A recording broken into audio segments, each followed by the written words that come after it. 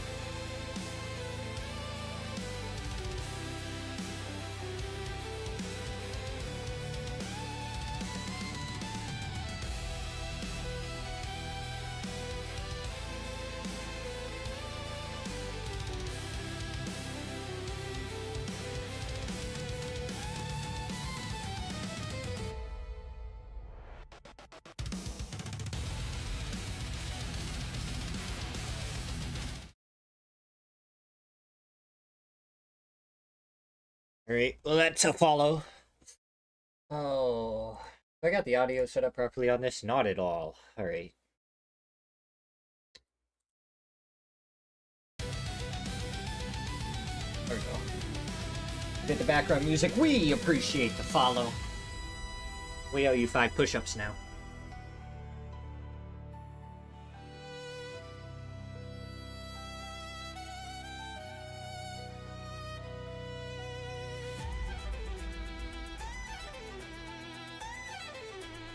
We're gonna get that right out of the way before we get underway. How you doing on this wonderful day, Drew? Let me cut back over here. Oh, jeez. Dinging in my ear again.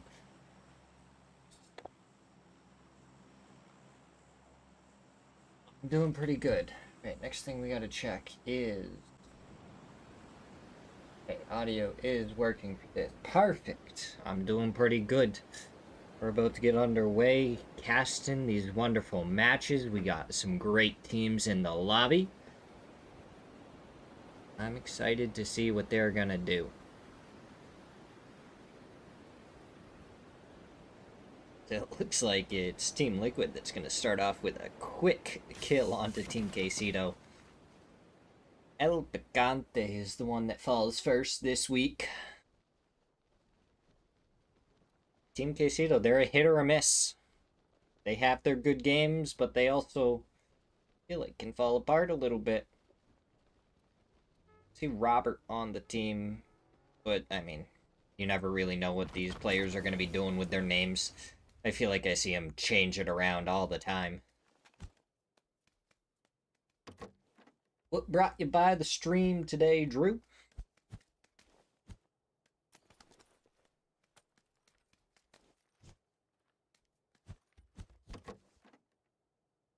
At this zone, it's just barely touching that plane path. Up towards Yaz. Nobody up there, though. You have 3 teams on military base that are all going to have to leave. You have 55 PD right on the edge. Athletes of Christ in on the south. Rock touching the very edge. A little bit further east. No way. They might actually try and take Prio here. That way they don't have too much else to worry about.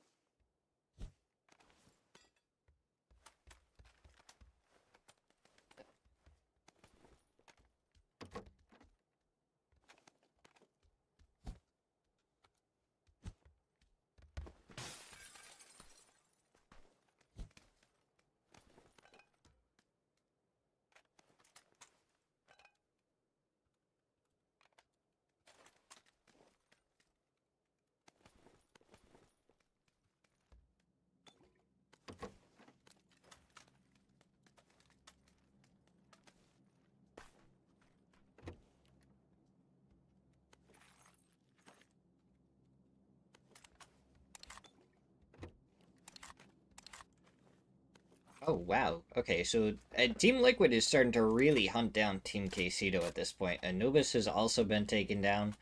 Already gets the squish onto him. Now the other 2 members might have to start panicking just a little bit, get out of there, not get chased down. Furia and Toyo have both made their ways towards the center of the zone. Furia towards apartments and school. You have Toyo. They're at Roz. And it looks like going over towards Volcano is Emmy as well.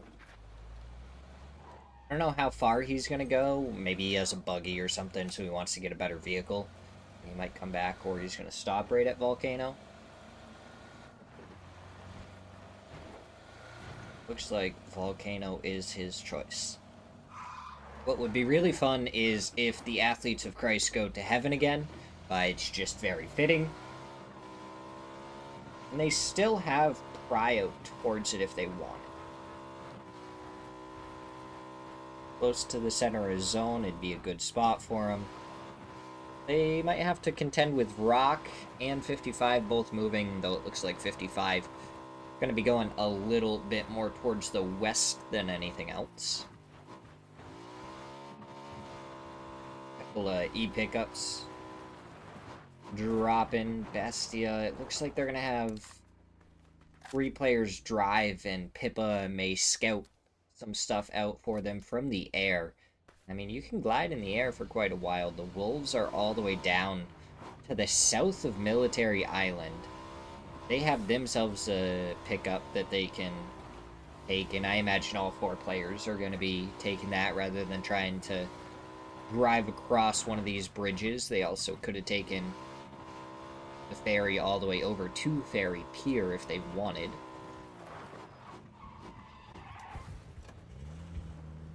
Now we're starting to see this all kind of take shape a little bit, where teams are going to play early on in this one.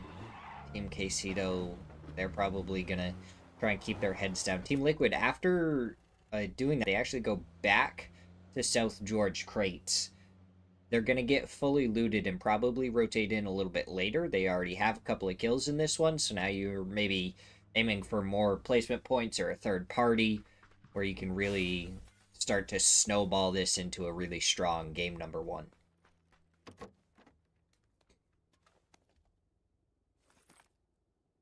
X10 all the way down the southeast. Interesting little rotate they're doing. Kind of avoiding the direction that Rock went in and going around more towards the Mansion Heaven area. Athletes of Christ ended up on Potato Hill as 55 took D&B, the other small compound to the west of it, for a 2-2 split. We've seen some pretty crazy splits out of 55 before, but right now it's definitely Toyo with 4 solos going across the center of the map right now. Furia also has a pretty ambitious split themselves. 1 player in school, 2 out apartments, and then 1 in the J compound.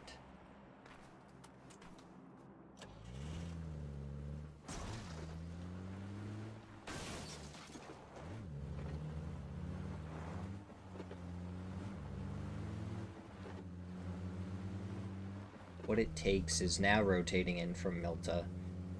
So kind of one of the latest ones, but not the absolute latest. The Wolves have gone all the way from the southern part of the map.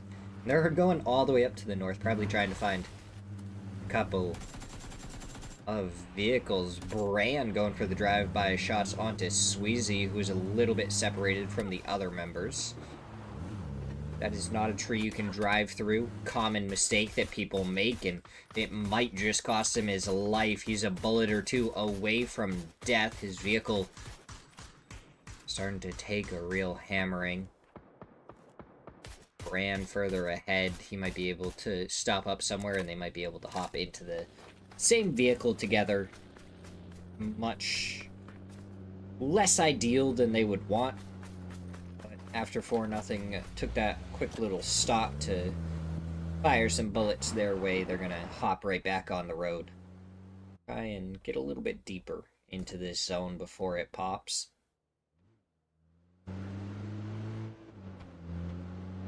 Yeah, paying attention to Calnix as Calnix is going around.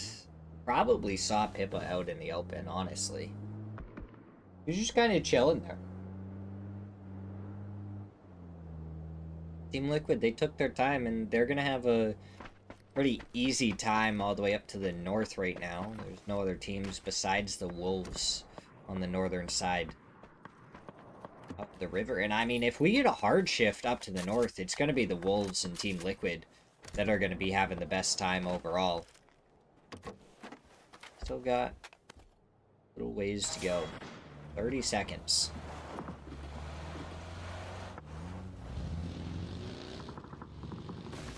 Aurelio is getting chased down by Danny and the members of LXB. Last breath. Interesting logo for sure. Robert is actually over here on this team instead of Team Quesito. Looks like we've already seen a little bit of team swapping in the last couple of weeks, and northeast over towards Yaz. Team Liquid, they can dive across the bridge towards the gas station if they want to. The Wolves continue to probably play up north of Yaz towards Stalber, unless they see something that they want to dive towards or third party. You're going to see a lot of the teams that were to the south kind of making their rotate. Athletes of Christ trying to take some shots over towards Duel. And hey, I was saying how they could have gone to Heaven, and it would have been a great little shout for them. They decide not to. We see Furia going up towards the top of Volcano.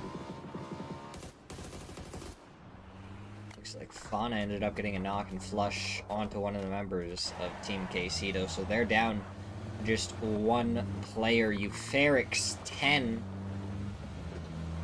Chased a little bit by the Wolves. They saw that something they wanted to go for. H-Wing continues to stay up on Stalber, though. He's going to give so much info over to them. Last breath, pick up another kill.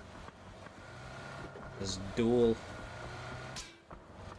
trying to drive, figure out where they want to go, and they might be crashing right onto the Wolves. Shots go out already, and it does look like a commit right here as Flood takes a lot of damage from that, trying to run away from this nade that Sharpshot's prepping, and he gets around the corner with plenty of time. But Penta in hot pursuit. They already know that one player is low. They're going to try and see if they can find anything before these players can get fully set up. H-Win is going to be crashing in on the backside of this. He's got to be careful that he doesn't get singled out before his teammates can come to help him.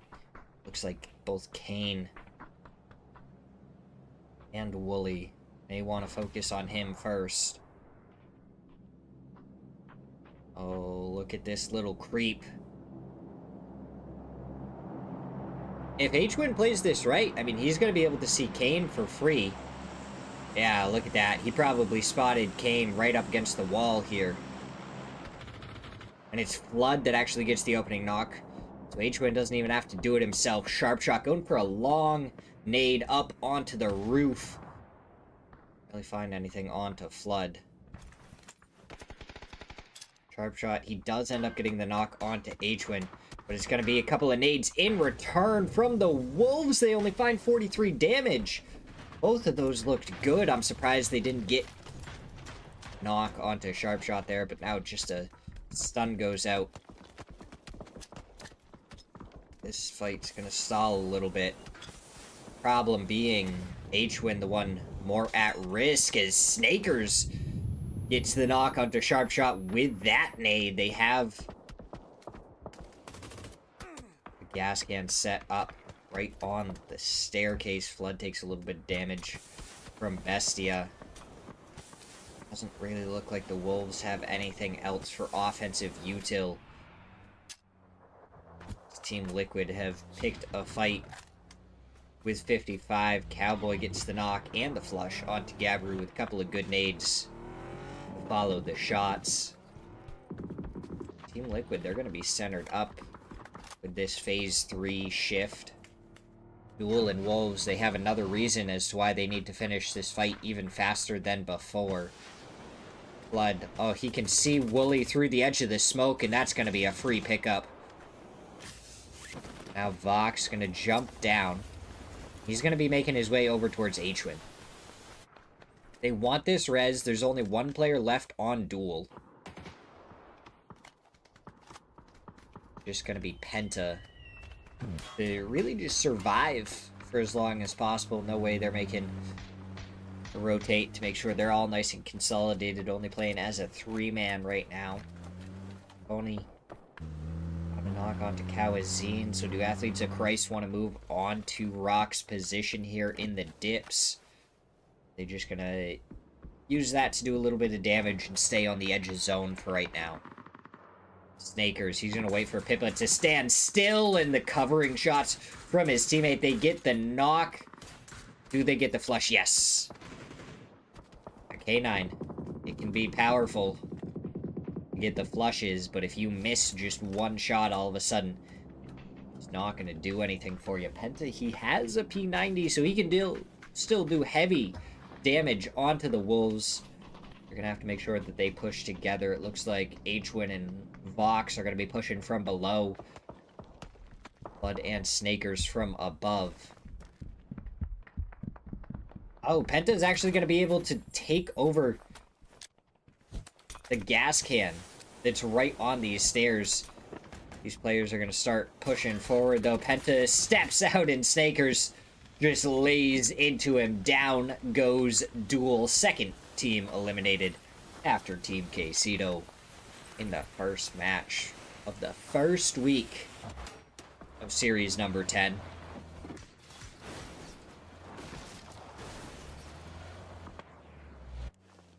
Toyo still running the same strong team that they have been. Athletes of Christ performed well during the playoffs. Coming up short to only the Falcons.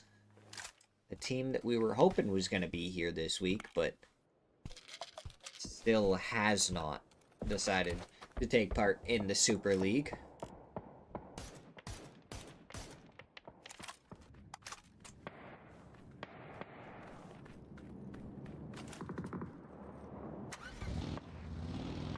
But yeah, Athletes of Christ, second place with 134 points in the finals.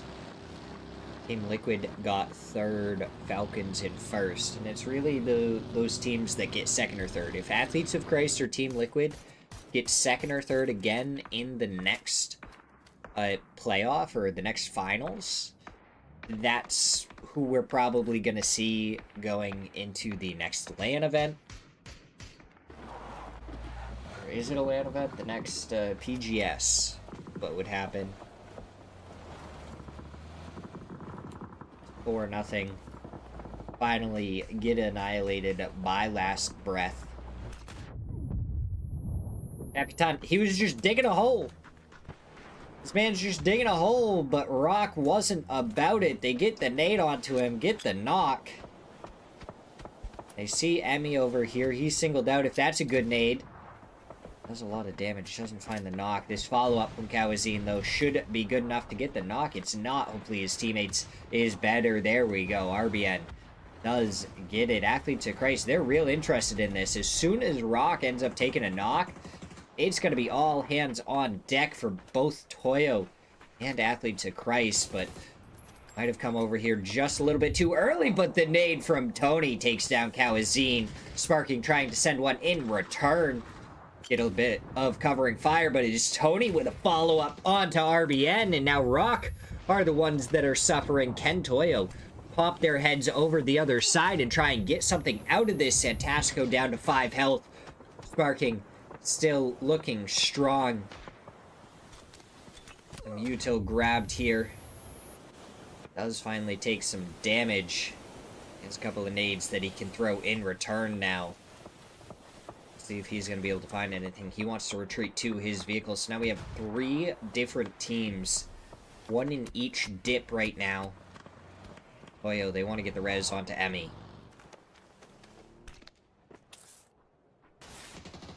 Last Breath is right here, ready and waiting. If we start seeing a couple of knocks onto different teams here, this is going to turn into a 4-way fight very quickly. Santasco, maybe he gets a little bit extra util out of those. That nade coming forward. Doesn't find anything. Doesn't. That Molotov looks good, so he starts making his way forward. Tony finds a couple of shots. One headshot did connect, but it's Sparking from the side to get the knock. Combined with Santasco, they find a second. That nade going out maybe gets a little bit of a flush started. It doesn't. Last Breath, they decided to go around the edge of this, but Robert gets taken down by LFP1 up the hillside. So Last Breath weren't able to capitalize on Athletes of Christ taking damage. Haven does take down Santasco. Sparking trying to make the push forward, going for the shot, but he's getting shot in the back. Does connect with the headshot onto Haven and survives with his life. Is he going to be able to get the res? Blazer did eventually get the finish onto Athletes of Christ. So that wrap that they did, splitting their players 2-2, even though they lost one, still ended up wiping a team. Now we see mortars go forward, and it's Tavon with a double. Those mortars on point to take down Rock.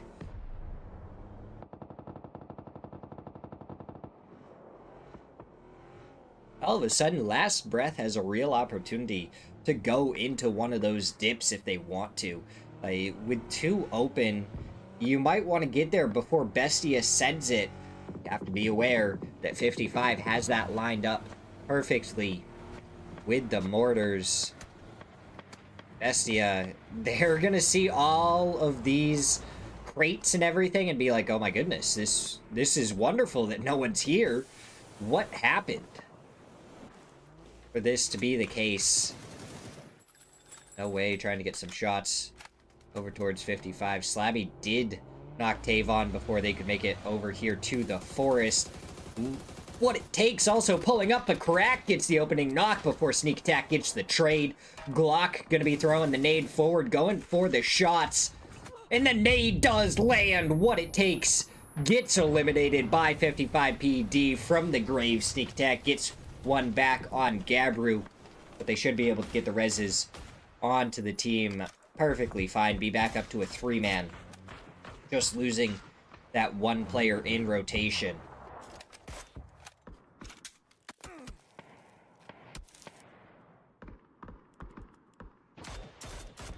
Shots going out from Team Liquid. They're only on the edge now. They were looking really good earlier as the Wolves are making their way forward onto Euphorix 10. They've already got 2 knocks.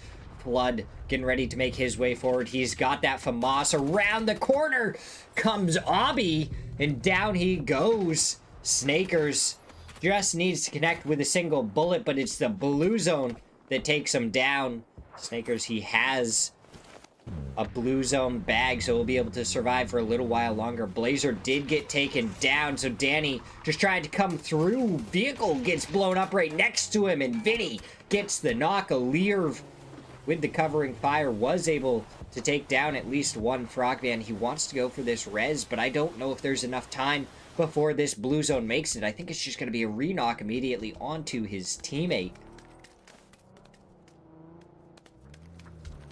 Swap back over here to No Way, trying to play compound defense against 55. Alirv is going to be trying to hold out Bestia. Should have heard the footsteps to his left. I don't think he did, though. Now he should have spotted out Benya. The shots go through, and it's the nade after the knock to take down Alirv.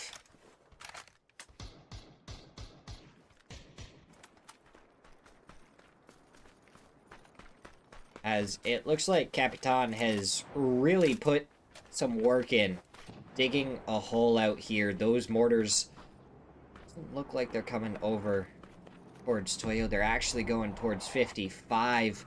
Looks like they ended up going just a little bit too far. Gotta rein it in. Just a couple of clicks. No Way as a 3-man.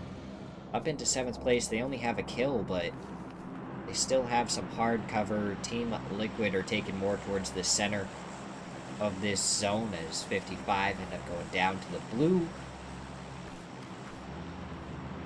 Luke 12 going to be the last one to leave, and Gladiator is not going to connect with the shots. He moves the vehicle forward a little bit.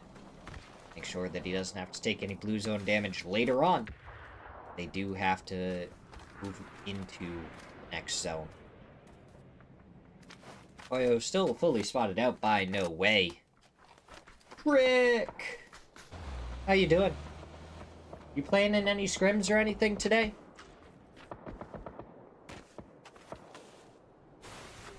You're in Div 2? Fair enough.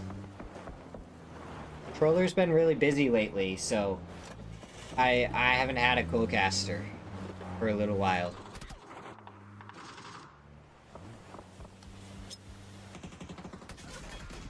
Bestia going forward. Furia gets a knock onto Benya before they can make it anywhere. 4 kills on the side of Bestia. A good chunk of placement points. This is going to be a good first game for them, though. Oh, that nade almost stops Frogman in his tracks. a little bit closer and he would have been down. Capitan capitalizes on the slow-moving vehicle for Vinny. Frogman gonna try and set up a smoke line before he starts moving. Fakes in, though. Was gonna go for another nade before Cowboy was like, nah, I'm gonna take this last kill. All your util's gonna be useless. You're in Div 2 or 3. It's okay, I got you. Are you in the same lobby as Dots and Shane? If you are, you're in Div 3. If you're not, you're in Div 2.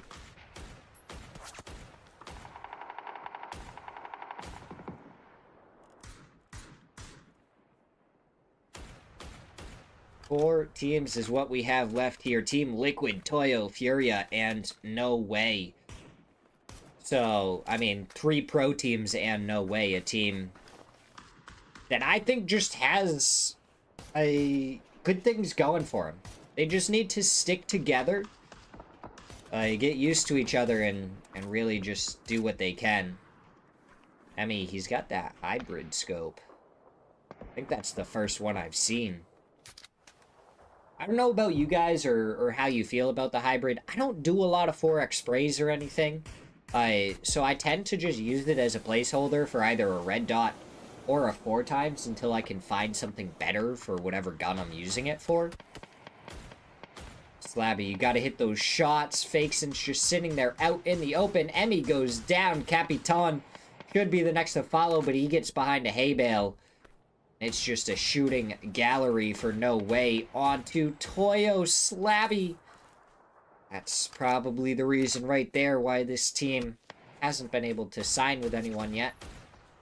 Not hitting those crucial shots that they need to right now. Sold's in the open. Finally does go down. Emmy did get res, as it looks like Team Liquid and Furia are going to fight, so we have just 2 different groups of players going against each other. Team Liquid, the only team really with any zone control, but Purdy gets taken down by Gladiator as a couple of blue zones come forward.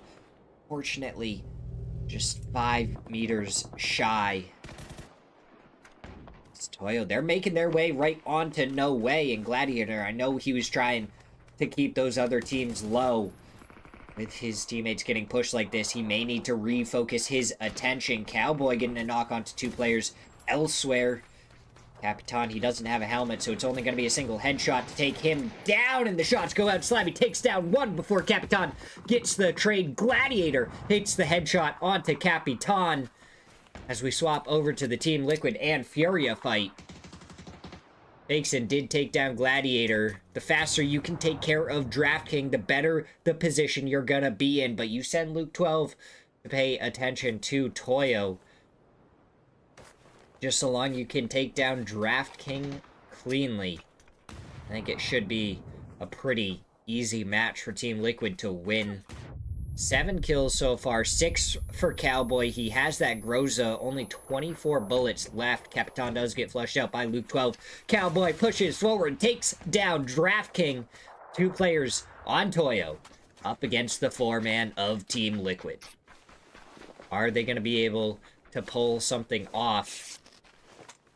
Or is Team Liquid going to be able to shut down Toyo, get the first win of the day? They got a couple of wins earlier, rotated later, took their time.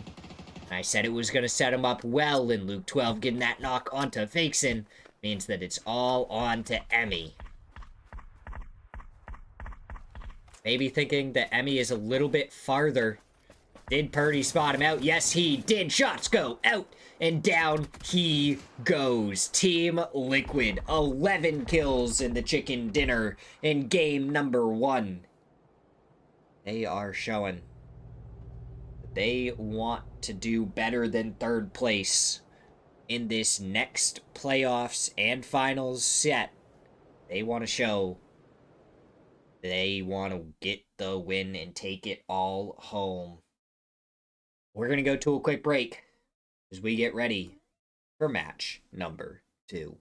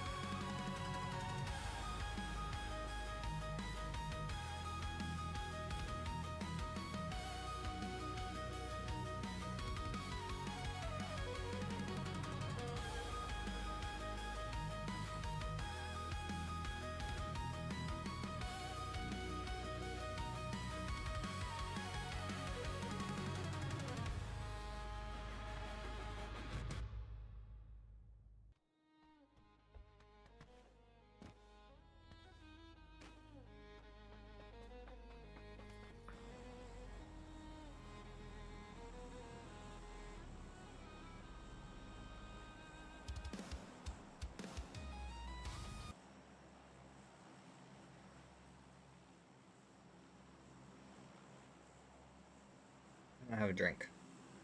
Right. Well, we're about to get underway with match number 2.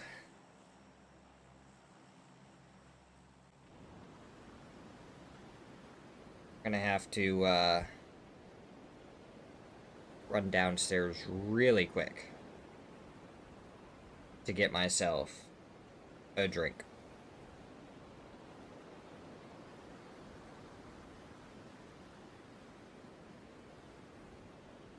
I will be back in just a second.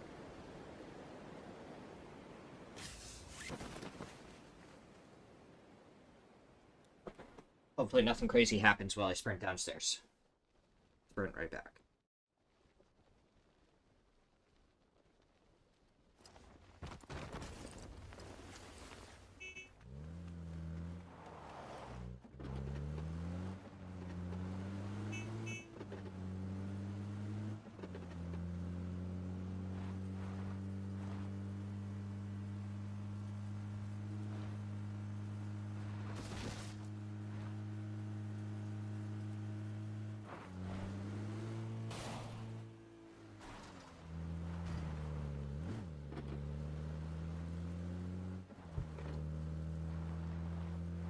Okay. 60 alive, 15 teams. Perfect. Looks like we didn't lose a single person while I was away.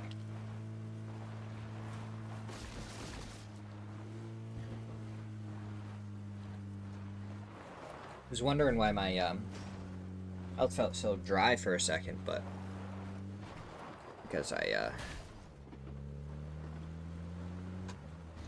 didn't grab a drink.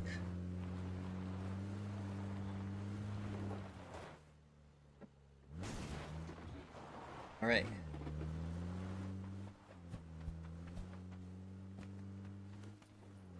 Okay, let's see. Sun Pops. A little bit south Pachinki is where we got center of zone. Pachinki Hill. Duel spread right out. They should be able to get plenty of info early. I imagine they'll move closer to Wooly as we get past the looting stage. 55 PD. They got some good prio if they want to, that Wooly may have to be aware about. Poyo, with how early Furia looks to be rotating, they might actually lose out on a little bit of prio they would have had over them. I mean, really, it's a race between those two teams, right? If Furia decides to slow it down for a second, then it just is who's moving first. Is it Toyo or is it Furia? Obviously, Duel are going to want to move as early as they can so they can have the most centralized position with Wooly already pretty close to it. 55 also have really good prio, so don't Athletes of Christ. But they're also in a spot where you might be able to camp that southern road. Then you might be able to get kill points rather than really going for placement later in the game. Can't see the audio levels, so I can't actually tell if it was good or not.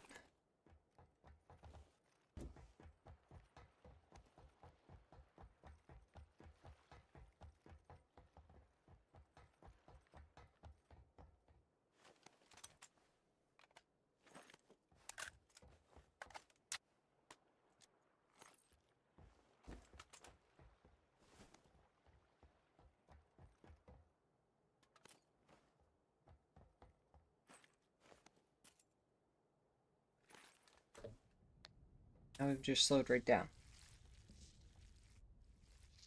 Team Liquid, I mean, they have Everest that they can kind of just look down, scout, see where people are, see where people aren't. You have 3 teams again on Sosnovka, on that military island.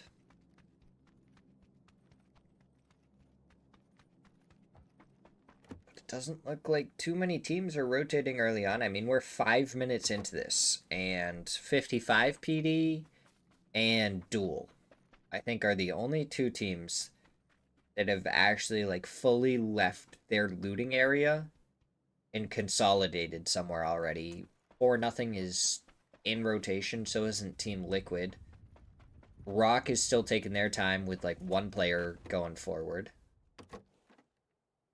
Toyo seems to be chilling towards Boatyard right now. Furia seems pretty happy where they are. I mean, there's just not a whole lot of movement right now, you know?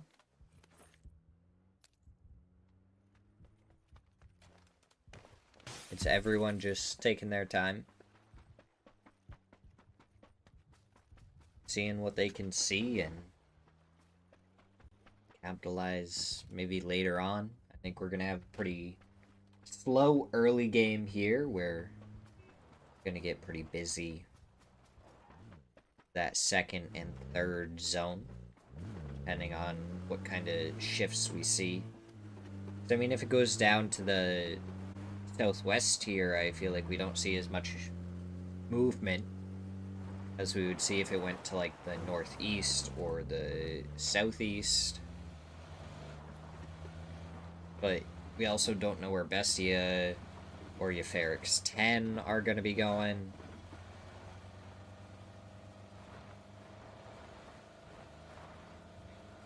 So, a couple of teams that could still kind of change how this is going to go. What It Takes might be going for a camp onto the Wolves. Like all the way down to the south. H-Win's taking a little bit of damage. Now the Wolves are kind of getting some shots right back onto What It Takes. Snakers needs to try not to get caught out. Flood and Vox need to get ready to make a move over to defend him, as 3 players are surrounding him. So if he gets into the building, that makes it very difficult to actually want to go towards this compound now. Oh, headshot. Yeah, now Vox and them are coming right back along. Lucid is there, and he's going to be the first one knocked in this roundabout fight. Flood now going for the shots on the drive-by, but it's actually Marcis to get the knock before getting traded out by Vox. Smoke goes out to try and protect his teammate. Vox takes a headshot there from Sneak Attack. Wants to go around the vehicle, but he has another player coming right up onto him, and Zito, flying by, isn't able to find anything. Vox is going to prep the nade, throw it down towards that player. Now Vox is going to reposition H-Win on the side of the hill. He sees Sneak Attack, and Zito gets the knock onto Vox. Oh, perfectly behind the rock. H-Win's not going to have any angle onto that right now. He's going to have to try and keep on moving. 2 players that were knocked on each side. And now H-Win going to go for the shots as that player goes straight towards him. Headshot was found as well, so Enzito is low. And H-Win looks like he wants to try and take down Enzito in a 1v1. Nakers gets a knock onto Marcis as Sneak Attack was going over to try and help with H-Win. H-Win takes down Enzito, turns right around, going for the shots onto Sneak Attack. Only connects with a couple, but the damage is traded. So now Snakers, honestly, maybe he goes for smokes, and H-Win just tries to stall for time. They can still get Flood. They can get all their players back up. H-Win does get the flush. And it's just the Wolves playing around each other a little bit better. What It Takes. Ended up losing a lot of players kind of unnecessarily. A couple of shots from Sneak is going to give H-Win a decent idea of where he might be. Doesn't know exactly, so it'll be interesting to see if the Wolves want to chase down this last member or if they're just going to leave him be. Bestia are going to be rotating. Our zone's going to pop. We haven't really been able to pay attention to too much else, but it goes to the north, so you have a couple of teams down to the south that are going to have to make a move. Euphorix 10, if they're quick about it, they can take D and B. if they wanted to, but Team Quesito might be there to take the other compound. Looks like Furia are going to stay here to the north of Pachinki. Bestia kind of going through Pachinki. Might end up in a fight up against No Way. 4v2 would be the situation for them right now. Shots do start to go out. Slabby. Not looking to be in a great spot. Nade should be coming forward here in a second. But they're going all into the building towards DNL. So far has been able to survive just fine.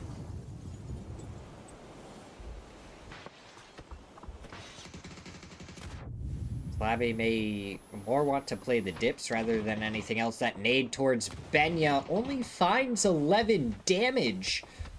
If it was cooked just a little bit longer, might have fell a little bit better of a spot to do a lot more damage. They're going to hop in a vehicle, and I think they're just going to drive right on out of there. Bestia probably a little disappointed they don't get anything out of it. But they still have a chance as the retreat is happening. DNL, though, hits a nice headshot for some covering fire. As Sparking is one bullet away from getting knocked, and Fauna does connect with the second to last bullet in his magazine.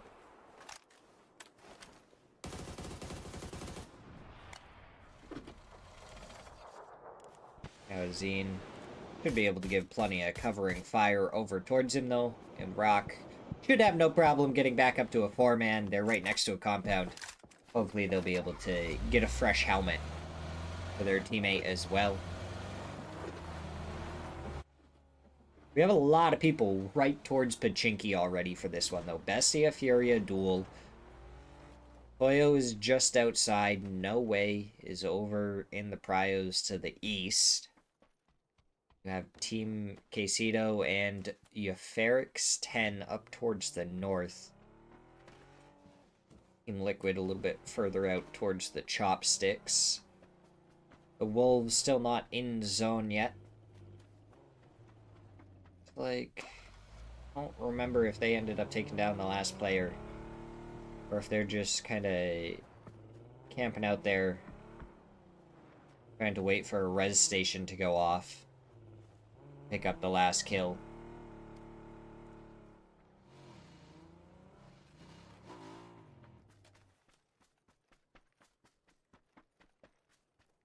For nothing.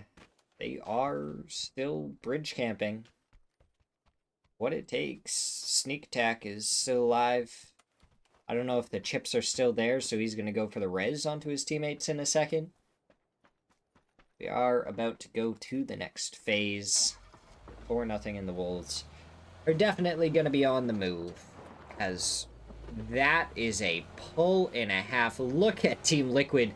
All their arrows were going to the right, and all of a sudden they do a 180 and they take back their spots. They realize that this could be great for them. Toyo going to be happy with that. Centered up, last breath. They were just kind of coming in a little bit later, and now they're going to have Pachinki Hill, at least part of it.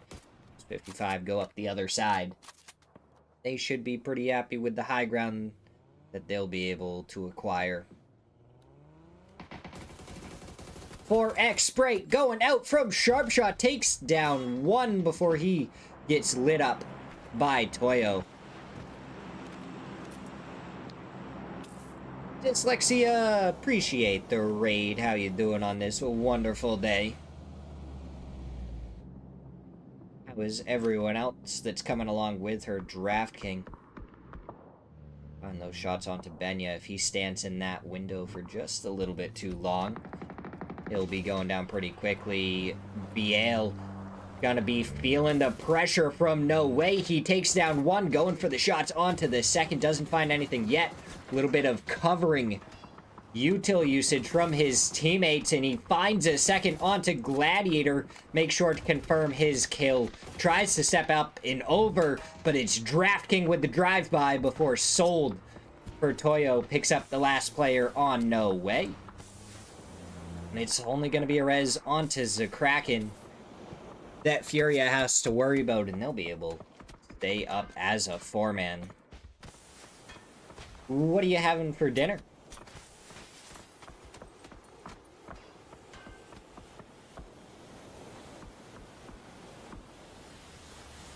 What kind of deliciousness will you be consuming? Vinny is down below Wooly right now. Chipotle bowl. What did you make in your Chipotle bowl?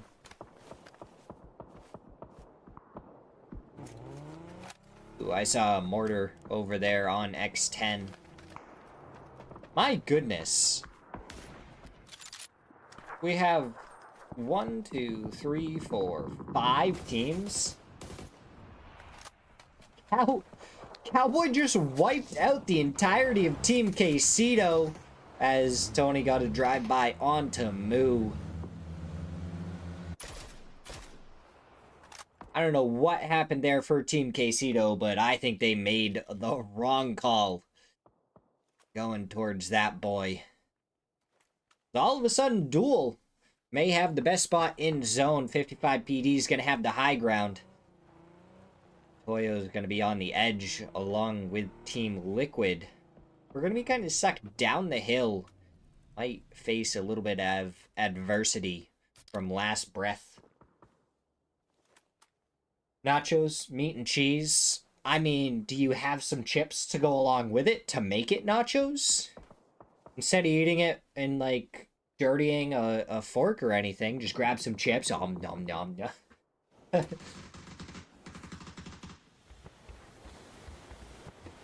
Wooly. Are you aware of any... I mean, I feel like you gotta be. You must hear his little pitter-patter right next to you.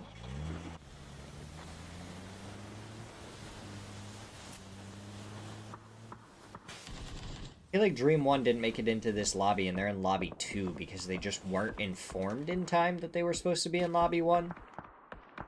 I think we actually only have, like, 4 teams with 0 points. But, I mean, that's still a lot. Tony just got a knock onto Karak, and all of a sudden the high ground 455 PD is in danger. But Furia has another team that's crashing onto them. This time it's gonna be Euphorix 10. Toyo will probably continue to give covering fire. Biel is gonna be the first line of defense. He did good in the last one, picking up 2 kills. Is he gonna be able to hold the line again for his team? Swap over to 55's perspective, and they have Rock right below them as well, so it's not just a 2-team fight. There's going to be 3 different teams over here. Gabru, when can he spot out those members of Rock? The nades going forward. Surely aware of Rock right here, sparking. Is already low. He gets taken down, but not without a trade from Kawazine. Almost gets a second. Now he does. Athletes of Christ, they don't even want to try and push this. They're like, oh, that's not worth it. But maybe it will be. They're wrapping around to the other side as the Wolves are getting knocks onto this. Haven ends up going down to Glock. And from the vehicle comes Fauna to take down Glock as he just levitated in midair for a second there. It's like Toyo gonna be prepping a mortar. Are they gonna find anything? Like, this is going to be going over towards Furia and Euphorix 10. As it is Biel and Posa holding the line right now. DraftKing there as well. It's only 1 player left. Those mortars are going a little bit too far. You got to pull it in probably 3 or 4 clicks. Be able to get Cello.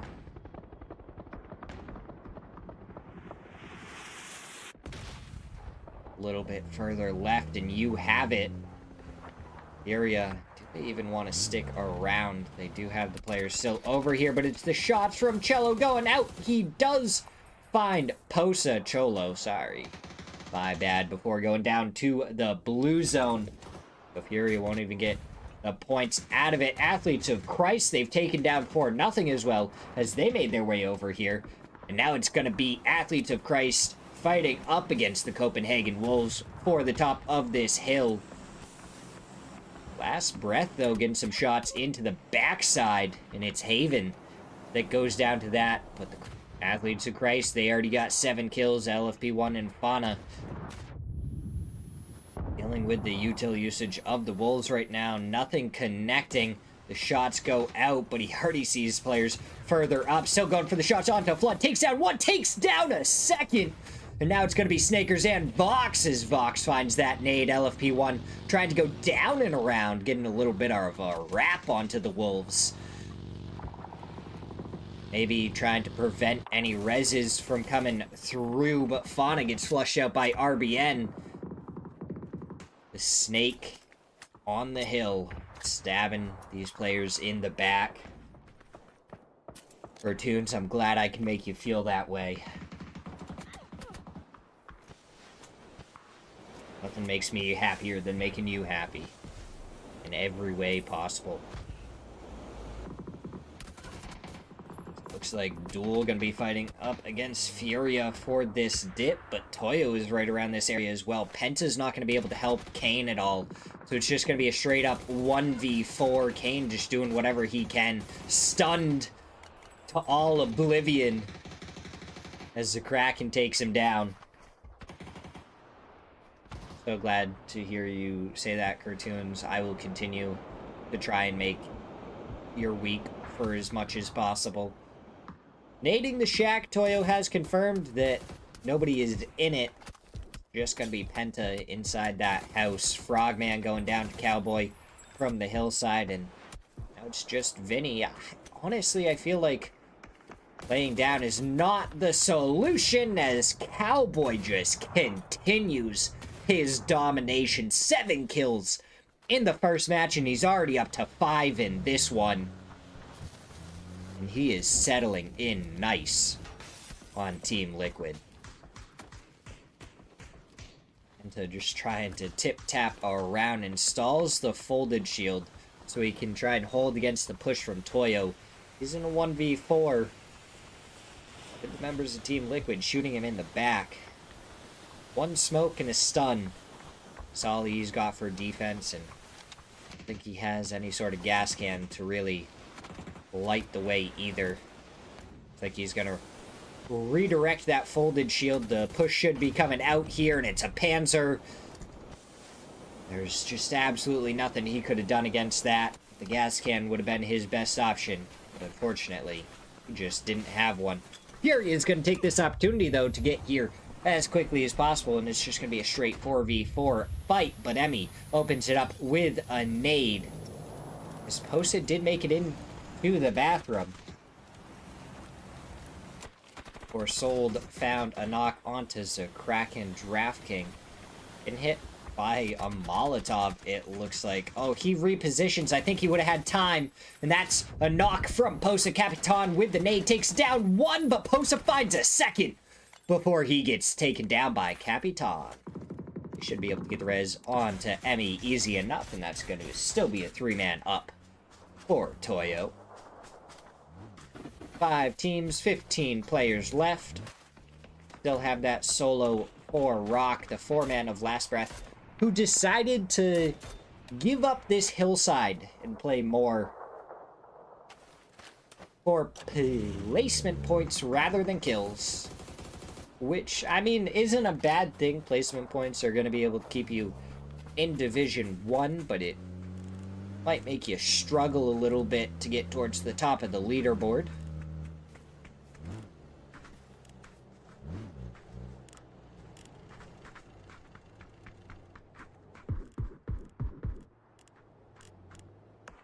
What happened to Sonics? Well, Sonics hasn't existed for a little bit more than a year. I think it's, Sonics left the scene 2 years ago, I want to say. And it's Falcons now. The old Falcons disassembled, and Sonics got picked up by Falcons, who haven't been playing in the Super League. But Falcons no longer has H-Win, and H-Win is instead playing with these boys in the Copenhagen Wolves. So it's Snakers, Hwin, Flood, and Vox, with Seifu as the sub for this team. And with Hwin leaving, Kickstart has been the IGL for Falcons. And then you have Shrimsy and Tiggleton still around. And they've picked up Gustav as their fourth. Ooh, 4x spray from Capitan doesn't find anything, but Cowboy certainly hits his shots to get another knock onto Emmy, who's at least on his second knock at this point.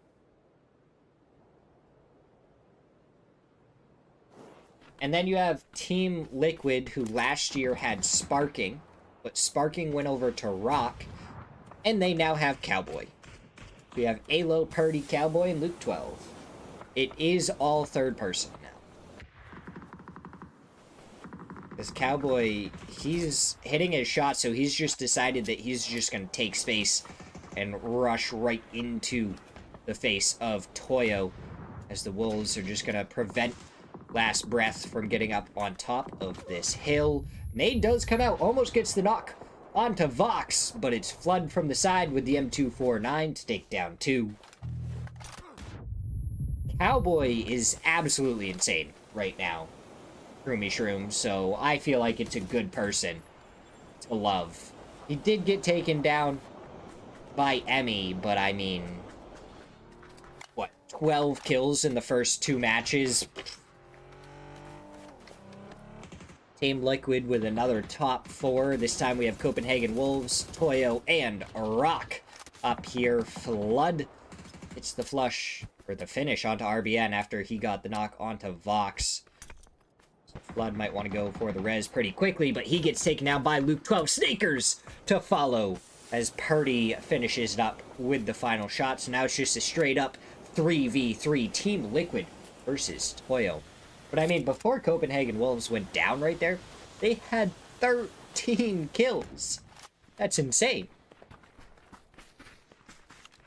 They may not be getting the highest placement points. I mean, they still got 3rd place here. But they are absolutely dominating on kills and making sure to do plenty.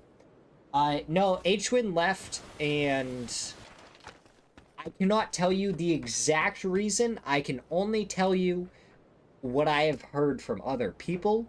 So take this with a grain of salt and not as fact. But I heard that they just weren't doing as well as they wanted to in tournaments. And Kickstart and Hwin may have had a small disagreement, as the pickaxe is just the item to grab now, apparently. I have seen so many Minecrafters coming out in today's lobby. You're taking as fact. I heard they had a small disagreement. Hwin and the rest of Falcons just weren't performing as well as they wanted to. So Hwin got the boot pretty much, and they picked up Gustav, and Kickstart took over his IGL. And then Hwin went and joined the Wolves. And if we look at PAS 1 playoffs and finals, the Copenhagen Wolves won day 1 of playoffs, and Falcons got 5th place. But then in the finals, Falcons got 1st place with 160 points, whereas the Wolves got 4th place with 106 points. Falcons is still the best team right now. Based off of the 1 finals that we've had. 15 matches, Falcons in 1st place. Athletes of Christ followed up in 2nd place. We're just playing Minecraft now. Are we going to start building dirt houses as well to survive the night? Athletes of Christ. That is a South American team, and it's Tony, Fauna, Haven, and LFP1. They are also in this lobby. The only team that's not in this lobby that's like a pro team is the Falcons. Falcons haven't been playing Super League lately. And I'm not really sure why. Oh, Jim. We always appreciate you coming in here and trying to boost my ego as much as possible. Not that it needs much help. But you missed it. We did a few more push-ups earlier.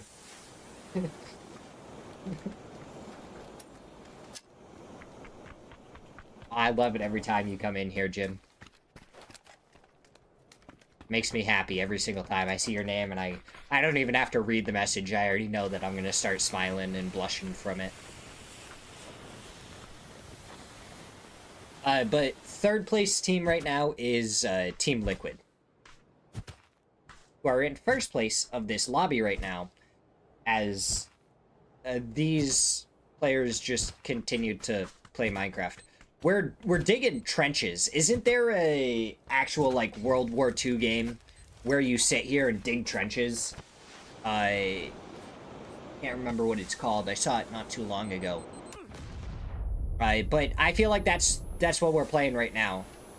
That C4 almost seems like it got placed down to give a little bit more of a dip. Emmy looks like he's excavated the entire area around this tree.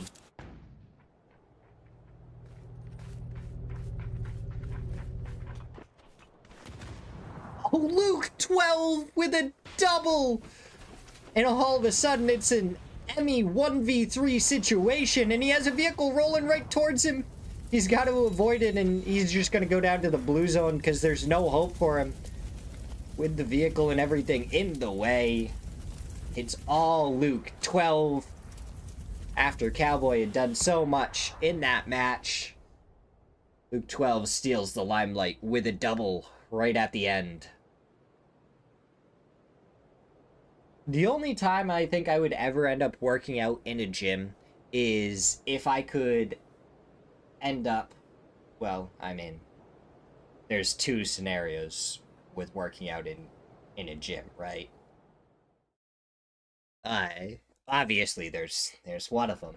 And then if I ever actually work out in a gym, it'd only be if I ended up becoming a full-time streamer and had extra time. If I ever became a full-time streamer as well, I think we'd have a segment of the stream that would be chefing with Shadow, and you just get to see me in a kitchen with an apron on cooking some food.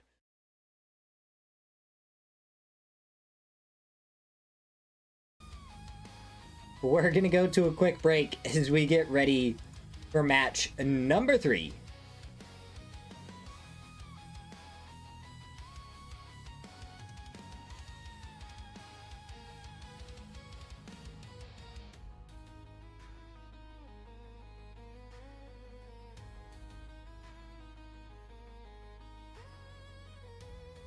There's always the potential for that, cartoons. But that might have to be streamed on a different channel, you know? Might have to stream that on a different platform.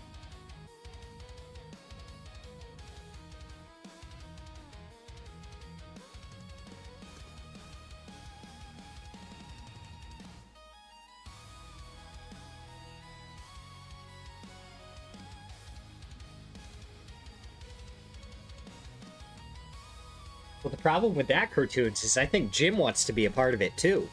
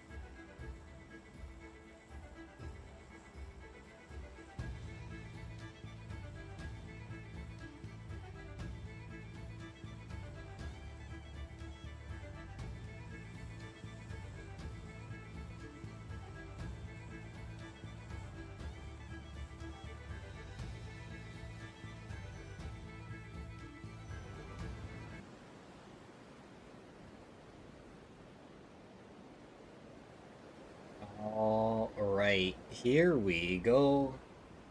In match number 3. I think the real question is going to be, when is Super League going to try and match the format of PUBG a little bit better? Because obviously PUBG is now 5 games, and it's just a 5-game shootout. It's my cat keeps on desperately asking for attention.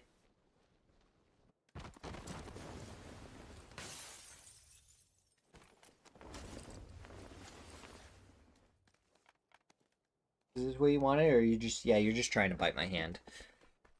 Shh, never trust this cat. She's in it to bite your hand. That's all she's in it for.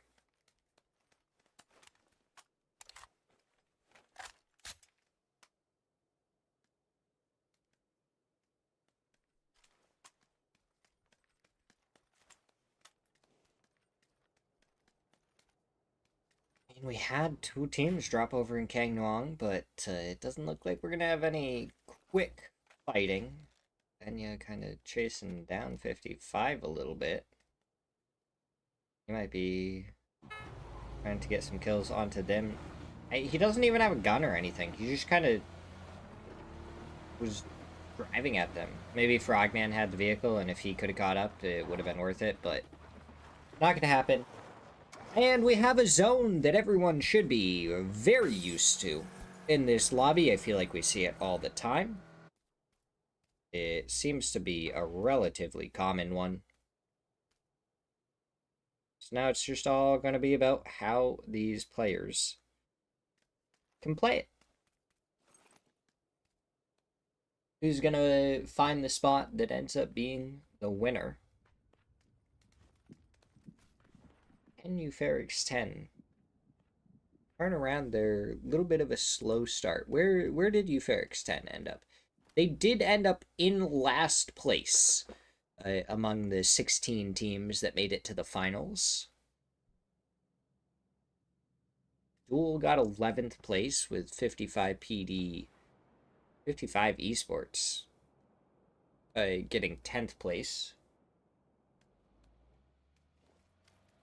No way, they got 7th place. So they got above Toyo and Furia. Just a team that, as they play more and more, I think has potential. I'm curious to see where that potential will lead them.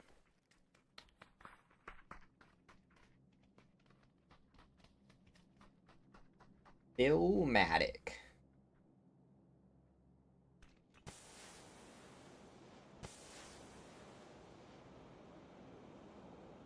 No, I don't think that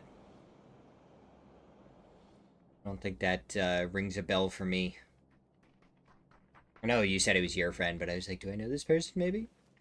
Oh, Sweezy should be able to open it up with an opening knock onto Obby. Tries to get around the corner, but Kalnick's there for the trade. They're going to go for an insta-res. You don't have many. Well, Cartoons, you have me. As it looks like 4-0 may just want to try and push that. That nade was good if they were still inside, but they're not. Murillo gets another knock onto Obby. So that's a second knock onto him. Going for the flush, he almost ends up losing his life as Lyle goes down to Franz. And Cholo finds Murillo. The sudden 4-0 only has Moo left, who moves that Panzer right onto Franz. The shot's coming out and through the smoke. Kalnix takes him down. 4-0. 1 point after 3 matches. That's a rough one for them. We still have 2 teams in this lobby with 0 points after 2, though. So unless those teams get something here, they're not doing the worst in the lobby. You uninstalled PUBG, no one wanted to play with you? Cartoons, all you had to do was ask on a Saturday. Never ever doing anything on Saturdays for the most part. We can always play other games. Well, I say that. I want to play games where I can shoot people and stuff. I don't know. I don't know if you play Apex at all. We could play Apex on Saturdays. I don't know. Trying to think. Apex, Rocket League, and PUBG are really the only games I play on Saturdays.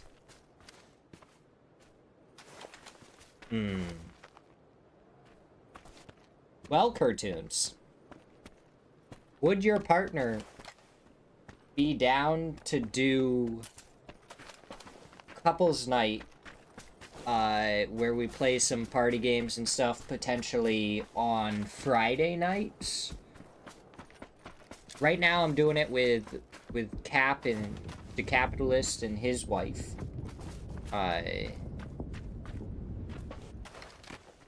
And we're playing Xenopoint this week just to try and do the impossible mode boss before it disappears.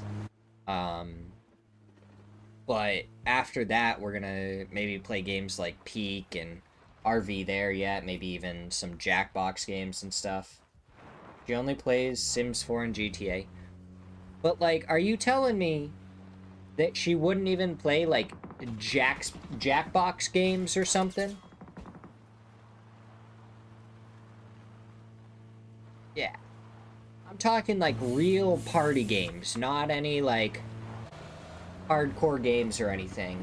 We plan on running for couples nights, and obviously a lot of them I think will be 4-player games and stuff. She does. Chilled is a great content creator. Absolutely love him and the rest of that crew, especially like some of their Town of Salem and Among Us content. Brilliant.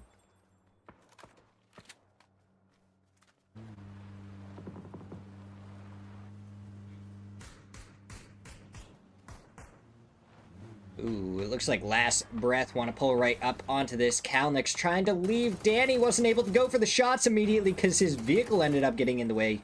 Swaps over to the 4x on that hybrid scope. Still not able to get any more shots, and Kalnick should be able to regroup with the rest of his team. You enjoy Sidearms? I'm not gonna lie, we haven't really been watching that group as much lately. We've been watching, like, Smitty, Big Puffer, Elastic Droid, and that group a lot more lately.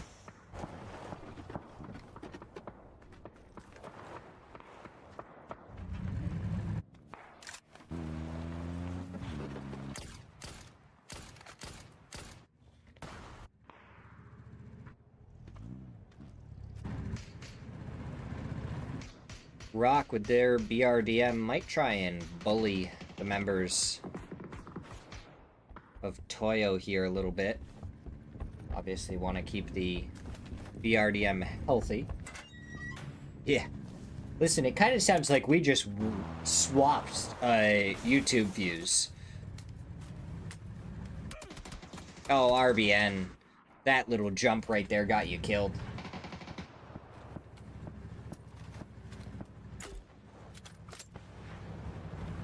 Good smoke from Santasco, but I think nades are going to come out straight towards RBN. They are being traded, and it's going to be Kawazine that might be able to give the anchor position over to Rock, but unfortunately it's still not able to get RBN anyways. Sparking, just make sure you don't get your BRDM stuck right there. I've played Trackmania, but I think I'd have more fun. Racing games I want to get, like, an actual wheel for. And then I might actually start trying to play more racing games, even, like, Trackmania included. Controller just doesn't feel quite right when I'm trying to do stuff with that, and I absolutely hate it on mouse and keyboard.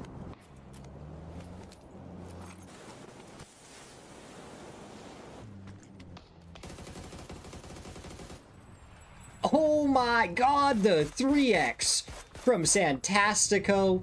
But it's Snakers. He doesn't even let Santastico have the 3x spray. Oh, Sparking. I don't think he can get it out of that spot right now. The RDM needs a little bit of space. Get going. Yeah. Kitty. You wanna... I'm not going anywhere. I'm not coming to feed you right now. It is 8:47. You are 13 minutes away from dinner time anyways. There's a lot going on up here in the north. Team Quesito just drove through this, but no way he's fighting up against Furia. That smoke goes out. There's a Kraken trying to make it forward. Was he spotted well laying down? 1:47 a.m. at the moment. Kraken did start getting shot, but Biel from the other side is able to take down Lopinto. And no way taken down at 13. 1:47. It's crazy that you're still up at 1:47 in the morning. I think the last time I did that was when my girl went down to Boston. So I streamed until, like, I want to say, like, midnight, 12:30 or something. I played for, like, 13 to 15 hours or something like that. And, then I was just sitting in Taryn's chat and going back and forth between her and Osmatic, and I was asking, like, what cookies and stuff were their favorite. So anyways, what's your favorite cookie?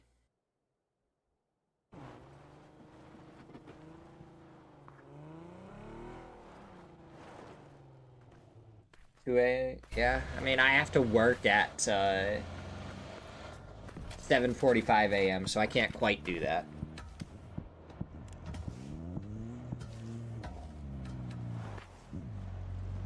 Hi.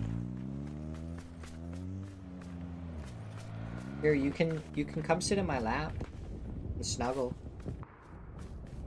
No, you're just begging for food. That's all you're doing. Ay, ay, ay, this cat. I tell you what.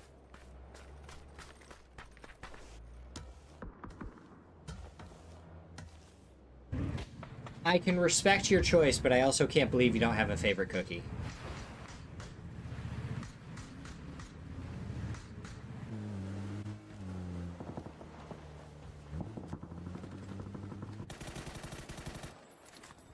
Oh, I tried it. Wasn't ready for it. Alright, back to focusing on this. Zone shift. Down to the south, there is so many teams still up to the north. Smarty cookie.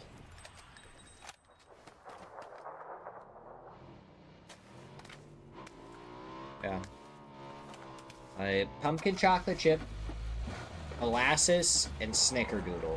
In that order are my favorites. Oh my god, Rock was even able to get the res onto RBN and get him back.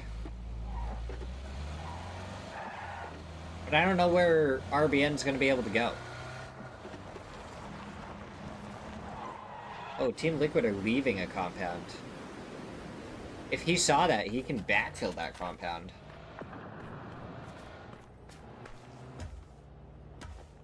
Triple chocolate with melted chocolate inside. All the chocolate is what I'm hearing from you. I don't know, I feel like that'd be too sweet for me.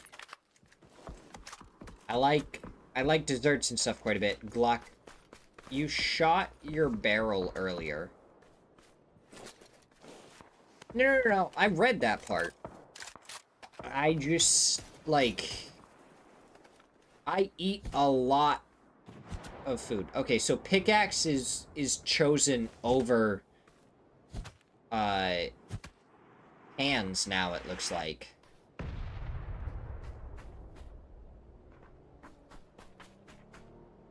Yeah. Everybody is picking up pickaxes. That is the new meta, apparently. Oh my god.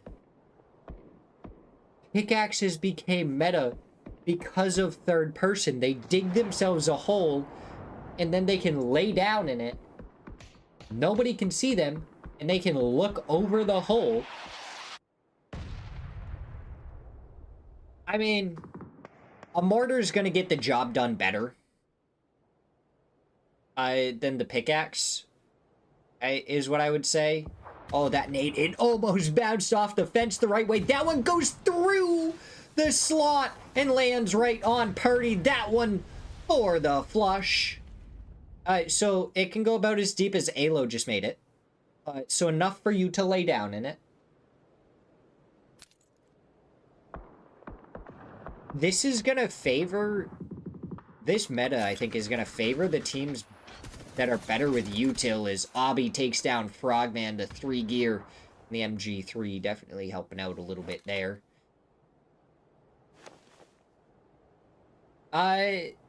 Yeah, no. No. Not enough that you'd be able to dig under the ground. No, this is like, World War II trench warfare is what you're doing.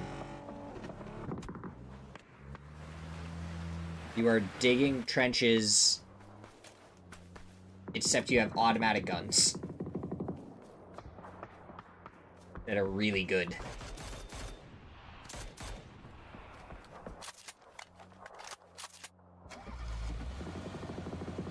No.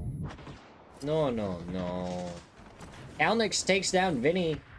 As soon as he gets back, Pippa hits the ground, picks up a VSS, and is ready to fight.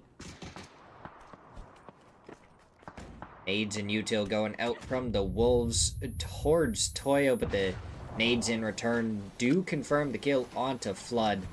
Oh, that nade almost takes down Snakers. He's gonna go down to his own nade, and it's gonna be an easy kill for Sold right there to finish it up. What a misplay as Vox makes his way over. He's ready for the player to be behind the vehicle, but no, he's in the bush over to the left.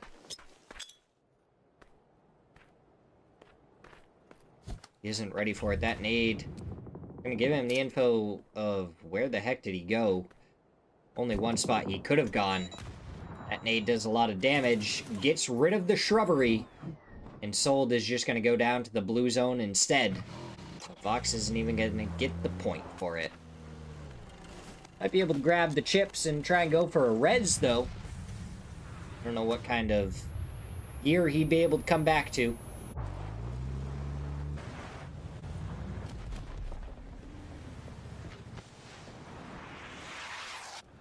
Ooh, Mortar's coming out now. Yeah, there's a lot of things that are surprisingly destructible in PUBG, I feel like. We see a Draft King knock on to Marcus. Marcus? Marcus or Marcus? Marcus, probably. Lucid goes down, and Draft King picks up 3. Easy little wipe of that team.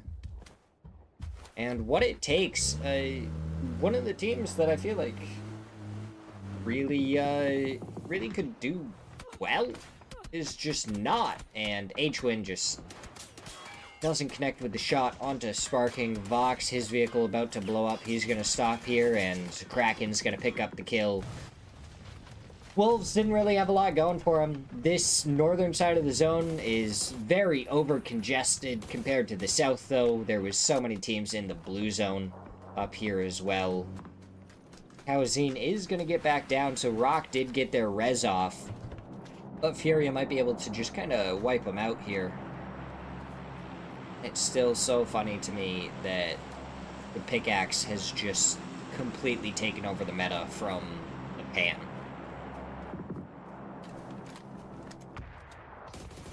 I want to know who started the pickaxe meta. Did someone see a random person do it in TPP and they were like, that's what you gotta do?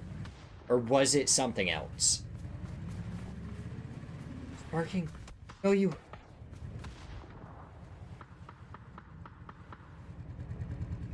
Yeah, I get that it's good, but, like, who created the meta? Like, who was the first one that picked up the pickaxe and was like, hey guys, this is what we need to pick up the pickaxe because that's the better item compared to a pan. Kraken pushing forward, taking down Sparking after Posa got the knock onto Santasco. Kawazine and RBN gonna be the only ones up. It's a Vector and a Dragonov there for Kawazine with a couple of shots onto Posa. Team Quesito also just trying to lay into that BRDM. Kawazine got the headshot onto Draft King.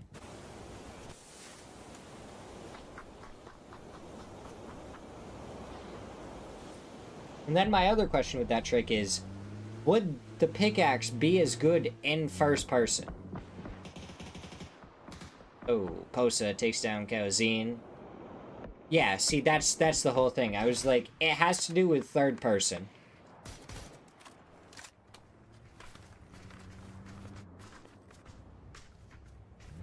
I feel like you actually get into a real debate with the pickaxe versus the pan in first person. But in third person, obviously, there's no debate. It's pretty clear that the pickaxe is indeed just better. I think it'd still be good, but, like, is it going to be better than the pan? Because we've seen pans save people's lives many a time.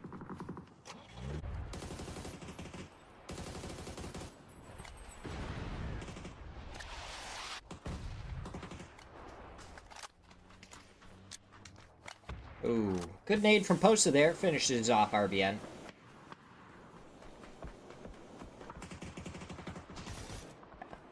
I do think that no matter if we hadn't gone to TPP, if we end up going back to FPP or not, whatever. I'm just saying, if we did go back to FPP, the pickaxe will be used more, yes, but it would have never been used in the first place, I don't think. Without us swapping to TPP first.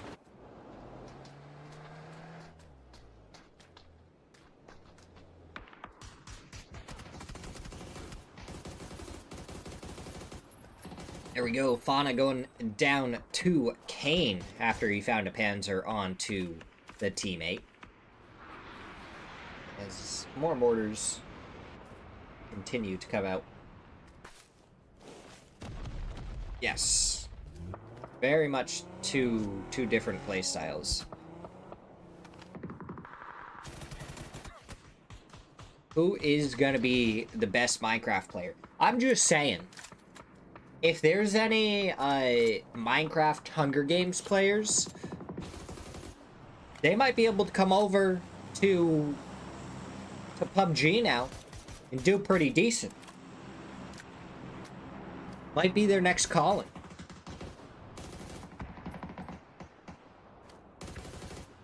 Ooh, Posa continuing to hit shots as he takes down El Picante. Hits the deck before Brand can get the knock onto him.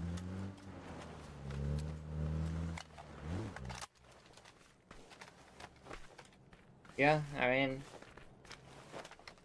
just saying, could be an easy swap over. Oh, Furia, they're kind of pushing on to Team Quesito here. But they may not realize that there is also 55 PD involved. Kraken ends up getting knocked to a Glock. Anubis was trying to get the shots over here, but it's Tavon that gets the knock onto Draft King as well. And Tavon gets the knock and flush onto two more. Posa surviving 5 hit points. Axmeyer getting the knock, the flush onto BL. So, I mean, saying Team Liquid, they've won 2 matches. They're in the center of the zone again here. Anubis and Axmeyer sitting out in the blue zone. Probably just going to try and shoot people in the back. They're going to go down to the blue zone in a second. Those shots do go out, and Crack does fall down. Now 55 PD. They got to get the res onto that, but Posa may not allow it. Duel. The other fight does get a knock onto Team Liquid. The 55 PD right now, the healthiest team once they get Crack back up on his feet. Gotta worry about the fact that Team Liquid is still alive. Cowboy is still alive. Furia, they have 14 kills, but I would like to point out that it is very evenly spread among the team. As there we go, Luke 12 gets a knock onto Kane, so now he's actually going to try and go forward here, get the res onto Alo, get back up to a 3-man. Willie should be able to make it over here and get the res onto Kane. 55 look to evacuate themselves from the fight with Furia, but it's Cowboy hitting the headshot on Glock as he drives forward.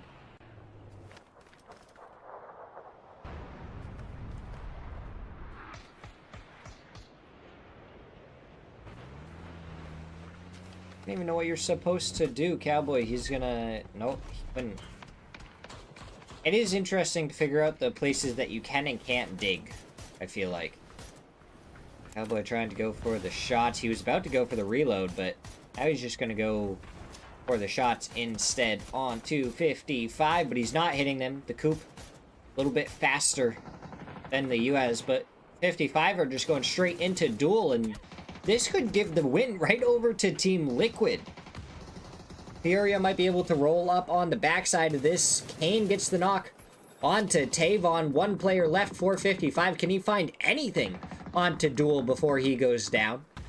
Their attention is split because they hear the shots coming out between Furia and Team Liquid. More nades go forward, and Kane finds Gabru.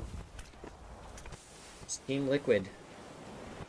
What can they do to hold here? Kane's actually the one to get the knock onto Posa to give Team Liquid a little bit of help. So Luke 12, walk forward, throw that nade forward. Does it bounce up towards Posa? Does a little bit of damage to Kraken. So incredibly low. A couple of nades should be able to get the knock. Can he get one in return, or is he going for the first aid? First aid, but the follow-up nade from Alo takes them down. Penta gets a knock onto Cowboy with a nade of his own. He still has two more. Wooly is ready with a couple of blue zones. He gets taken down by Alo. Wasn't able to use the nades in his pocket. Luke 12 just has to avoid these blue zones for a second. That's a good nade again from Penta. As he tries to take down Alo with that one, and right around the corner, it does find enough. It's going to be Luke 12 versus 2. Is Luke 12 going to be able to clutch this one up to get the three-peat, or is it gonna be Duel to win their first match of the day, the only other team to win a match? 12 is going for this res, should be able to bring it back up into a 2v2. Penta wasn't close enough. Wooly had the util, did not use the nades. So now Penta fresh out of nades. Kane gonna be moving a little bit closer. I don't know if he was gonna be able to provide some himself, as Luke 12 underhands it forward towards Kane. Fortunately, Kane hadn't made it quite that far forward. Smoke a little bit of a bait. Those blue zones going forward. Oh, that third one ended up bouncing off a lip. It's not really given as much space as they wanted.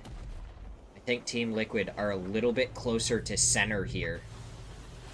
There's a lot of dips in this area, so you gotta be worried about it. The nade definitely seen there from Luke 12, but Kane has another one. Should be able to throw it right onto Luke 12, who actually backed up and barely avoided it with the abundance of emergency cover that's over here.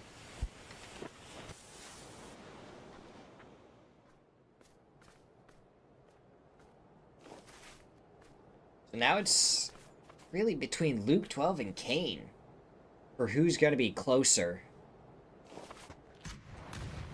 But it's a Panzer from Penta to start off this fight. Oh, that done right into Luke 12's face. Oh my god, he is absolutely blinded. He's going to throw one in return towards Penta. Go for a little bit of a spray through the smoke, and he backs off a little bit. He's pretty sure he knows where Kane is. He definitely still sees Kane. The shots. The attempt was there. Inside the bush is Penta. 1v2. Definitely a little bit more difficult for Luke 12 now. People are looking good. Luke 12, though, if he can get the knock, he does! He brings it into a 1v1. He has a couple of stuns that he can throw forward towards Kane, but he doesn't have to push either. That stun did enough. He got a headshot, and now he just throws this stun forward. He already knows that it does enough, and he gets the kill. And it's Team Liquid. 3 matches in a row. And 6 kills. They are dominating here in this one. 30 placement points out of a potential 30 as they get every single win. Holy, my goodness, is Team Liquid dominating right now. Are they going to be able to keep it up? I mean, this is 3 games so far. Can anyone put a stop to them? Or will they continue? We're going to go to a quick break as we get ready for match number 4.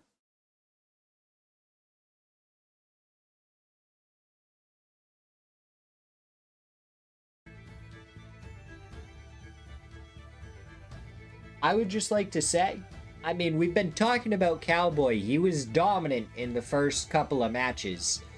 He was getting plenty of kills, probably most of their kill points in those first 2 matches. But Luke 12, he's been that clutch factor for them in the past 2 wins. He got that double nade, give them the win in the second match, and he wins the 1v2 in match number 3.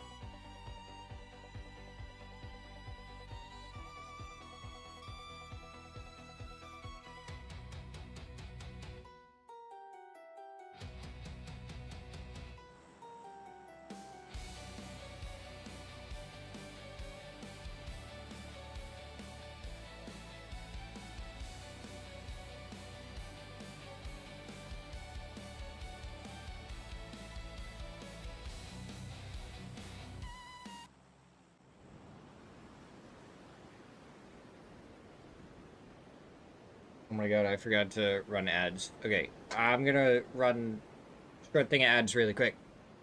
Before anything happens. That way you guys don't end up getting ads right in the middle of the end game. Because nobody wants ads right at the end. That would not be fun.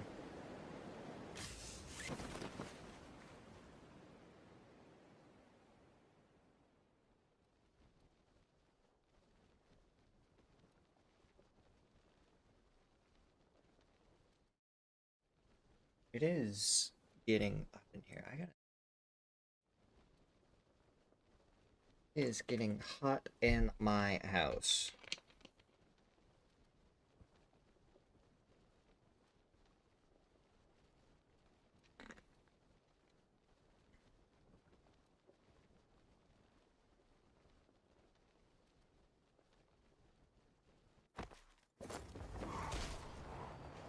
Ooh. Rock starts it off by running over Moo. Early a loss in this one.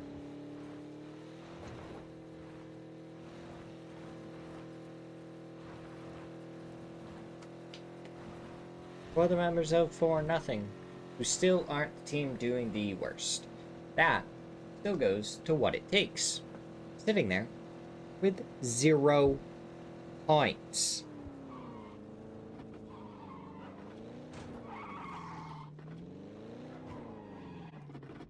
How you have 0 points through 3 matches, I don't know, but 4-0 is only sitting on 2, so they're not doing much better. Team Quesito sitting at 5 points. No way at 8 points, just above them in 12th place. Eupherics 10, 12 points in 11th, and then you go 13, 14, 14, 15, 15, 16, all the way up to 5th place, because guess what? You have one team dominating this lobby in Team Liquid sitting in 1st place. Furia is at 38 points in 2nd place, and the Wolves are in 3rd place at 31 points, with Toyo just behind at 27. You definitely kind of see some teams doing a little bit better than the others, especially towards the top, as DraftKings had gotten taken down by Glock. Now you have Posa here. Free fire from Glock. Trying to do what he can. He's in 1st person. Oh, the bike went by the pre-fire onto Zakraken. Does find one. Can he find more? Onto Posa. Suppressed Scar. Putting in the work. Gabru, did you disconnect? Oh, I think Gabru may have disconnected. Glock takes down Posa as well. Unfortunate that we lost his POV for that. Would have been able to see him get the 3rd of the 4 players of Furia. BL is going to be in the area. Probably going to be a little careful about it, though. Doesn't want to dive in here too quick. Oh, he dug himself out a pit. He got that pickaxe in him.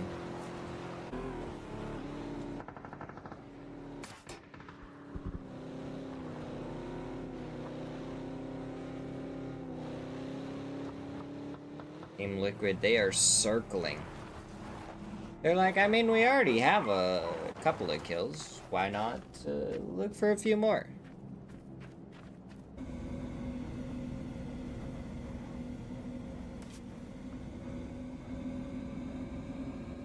Pickaxe is putting in work for BL right now. Otherwise, I think he would have been found out pretty early on.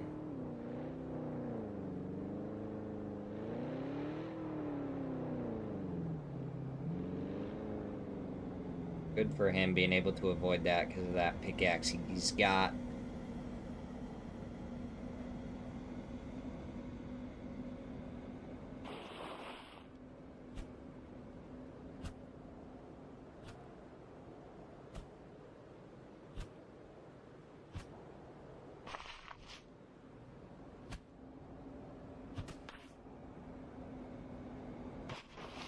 Vehicle's coming by again, so you just hit the deck again.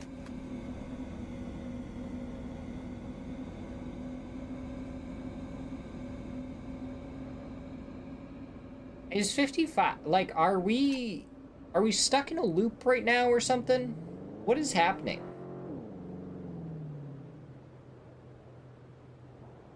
I was so lost right there.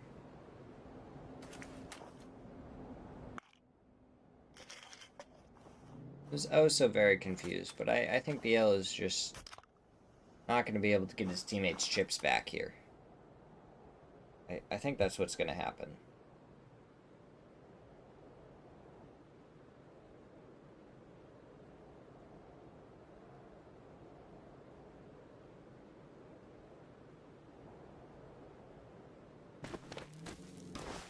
Who will have kind of made it over here? I don't feel like we've really looked at the map either, so...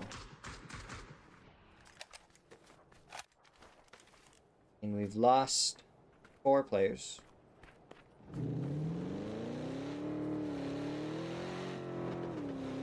Three of which were Furia.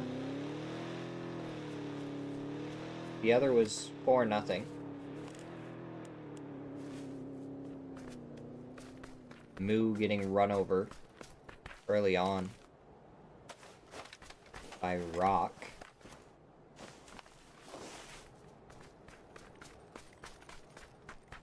But the way I'm looking at it right now, obviously we've had a couple of the trades and moves. Gustav being picked up by Falcons has been a wonderful move for them. Cowboy being picked up by Team Liquid has been wonderful for them. And sparking on Rock has not turned out quite as well. Solds onto Toyo, though, that has been a phenomenal move for Toyo. Has given them the consistency that that organization kind of lacked a little bit.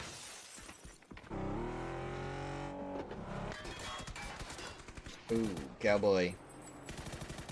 Takes a lot of shots there by Kalnix.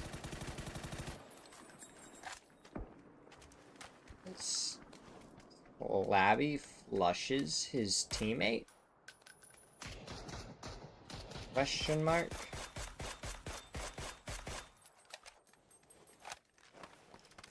Okay.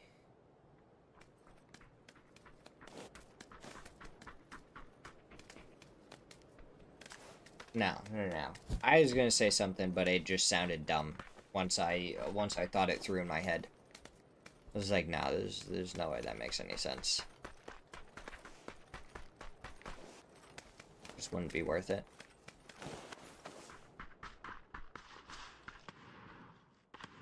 But we slow down a little bit. Hung Shan towards the center of our lobby here. The Wolves shoot at a rotating Bestia. Bam, bam, bam, bam.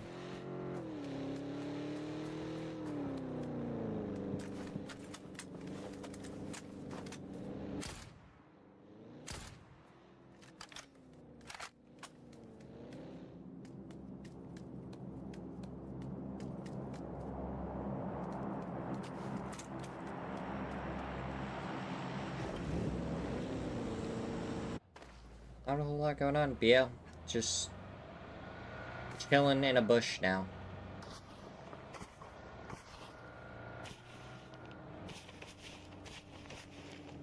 Honestly, the more he moves, the worse it is for him, I feel like.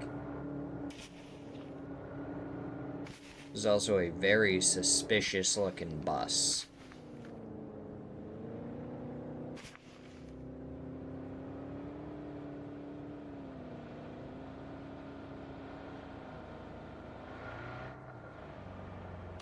BL, do you trust that bus? Is his teammates chips in this bus?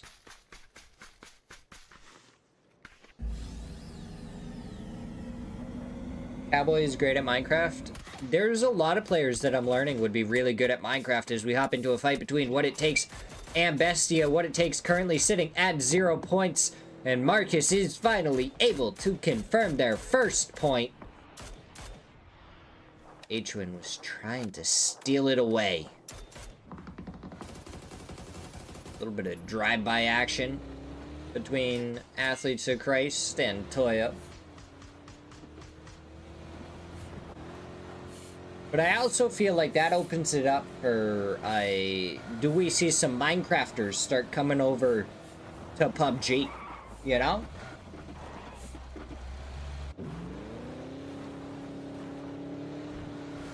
Is it possible with the amount of pickaxes that we got going on? Oh, Anubis right up against the wall. Gets some opening shots, but no knock. Kind of pulls off of the wall a little bit. There we go. Now he goes for the shots again. Does so much damage, but just not able to capitalize off of it. And it's 55 PD that are actually getting involved in getting everything out of it. Taking one down on No Way, and they took down El Picante on Team Quesito. Let's take a really, really good Minecrafter and bring him over to PUBG and see how they do. Who won Twitch Rivals for Minecraft?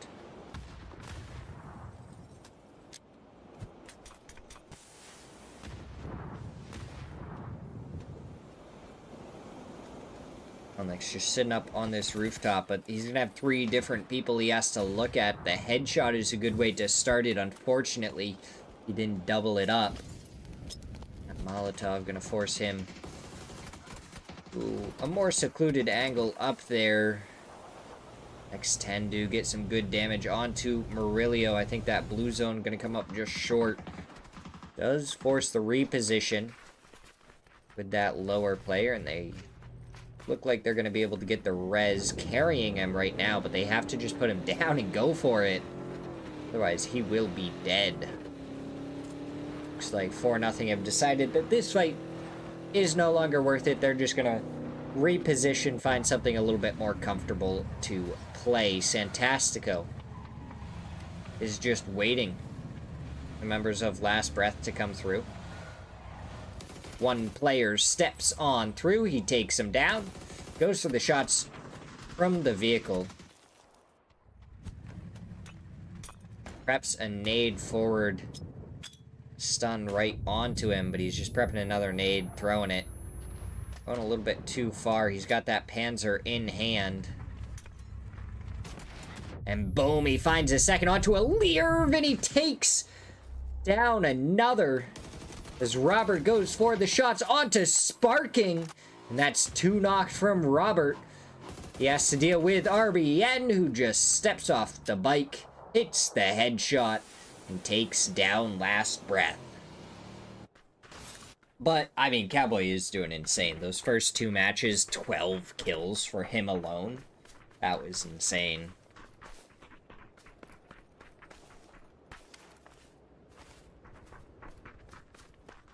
Luke 12 pretty much winning matches 2 and 3 for Team Liquid as well. They are looking hot right now. Boy, oh boy, are they smoking.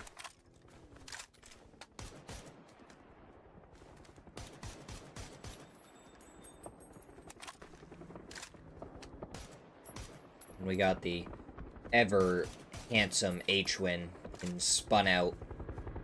All attention on him from Team Liquid, and 55 from up above.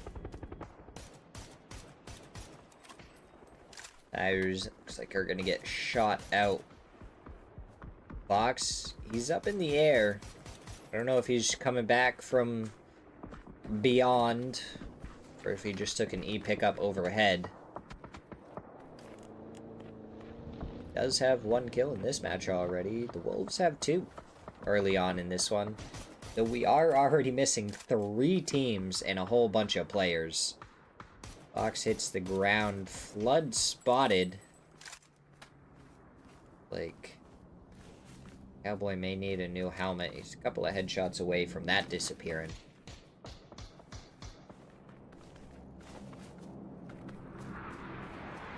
I just realized, not only can you dig yourself a hole, you can then throw the pickaxe as Alo gets a knock onto Snakers. Flood gets a knock onto Alo. So they should be able to trade reses here. You're going to want that to happen sooner rather than later. But nades are already coming out. Purdy and Luke 12 are pushing forward. Flood steps up, but Luke 12 with the headshots onto him. H-Win covering fire takes Purdy down to about half. The nade should be prepped, should be thrown, goes right onto the tree, doesn't quite find anything, but the follow-ups surely get the knock onto Purdy. As they do, Luke 12 going to smoke him back. Can any reses come out for either of these teams, as now mortars are coming out from the other side, and these ones look to be closer to Team Liquid right now, but that follow-up is going towards the Wolves. Oh, nade going to the wrong side of the fence there from H-Win. But Tony gets the flush on Snakers because he blew up the vehicle that blew him up. I don't know where that mortar's coming from, but Halo immediately hops right back onto his mortars, and that's a lot of damage onto Flood and Vox. The follow-up should get a knock, but it doesn't. And a couple of weeks ago, it was Toyo facing mortar hell, but this time it's the Wolves. Just getting blasted from every direction.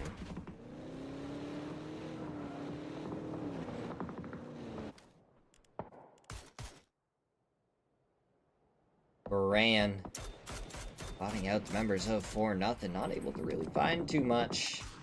There are some long distance shots as Bestia drove through, I feel like, so many different teams. Have just been able to survive. Vox in there with the barrel in the new tilted grip. And to see some of those new things in action. Haven has the new and improved half grip.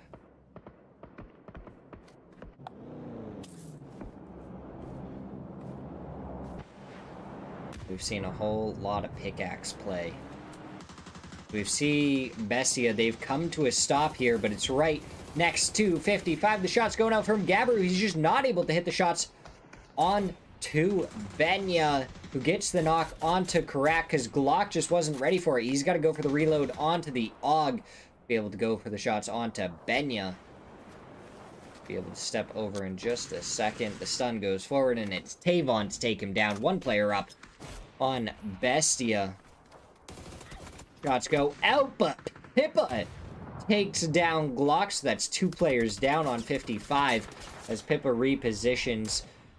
Tavon up on the hillside. Gabbru right above him. Shots underneath the vehicle, and that's 10 kills for the boys in green.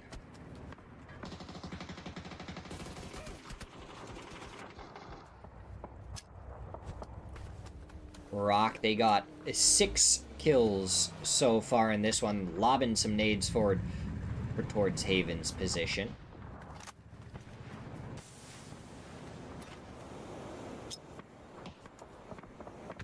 See, that blue zone goes forward towards Fauna, but I don't know if it's worth it. Tony also is going to have the off angle in a second onto Kawazine. Able to do too much with it. Does pop a tire. Sparkin goes forward with this BRDM about to blow up. About 7 bullets away. There we go. The spray comes out. Down goes the BRDM. Sparking. Gonna be up to him to try and call out where those two players are. I don't think he has any idea about Haven, though. Shots coming through. RBN did take down Fauna. They rotate away, but Rock is going to be walking right towards Team Liquid. Athletes of Christ. The Golden Boys. Right down below. Sparking. Throwing some stuns. I don't know if he's going to try and push over this hilltop in a second.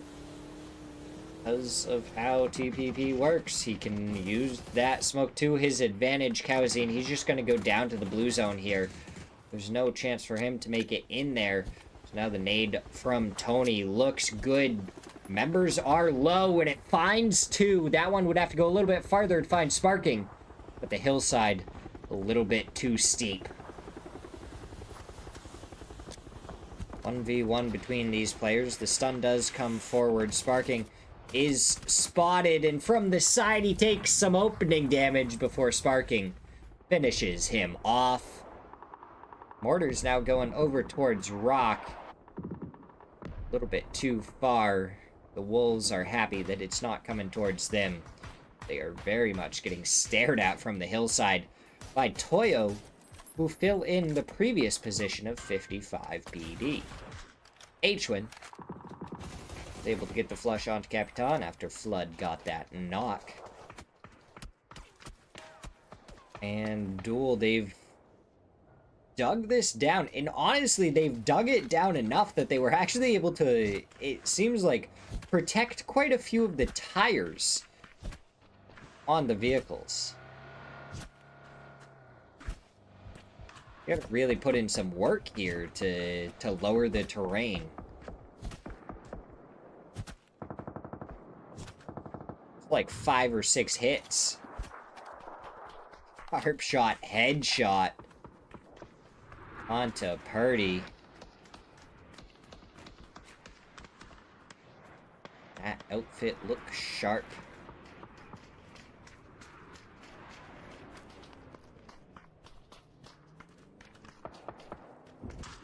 Oh, yeah. Pickaxe really does give you playable positions that you just never were able to play before. Huh. It's crazy.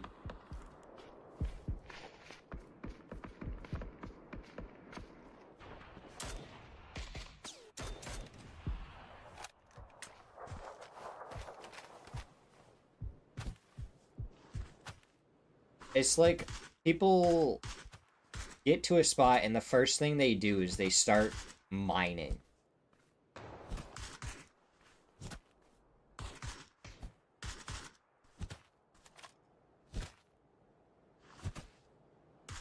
He even goes into first-person mode to mine.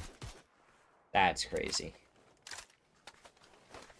We're back in the mines.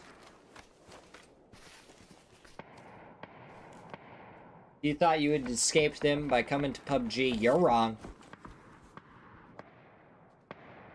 We're going straight back to trench warfare.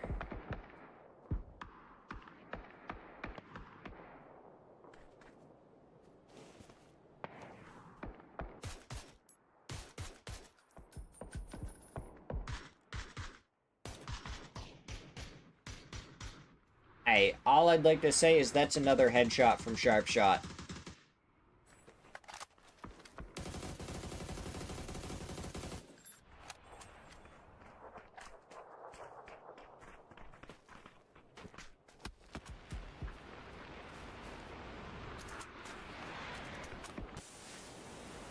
I feel like Team Liquid can't have too many helmets left, with the amount that Sharp Shot has just, like, blown off.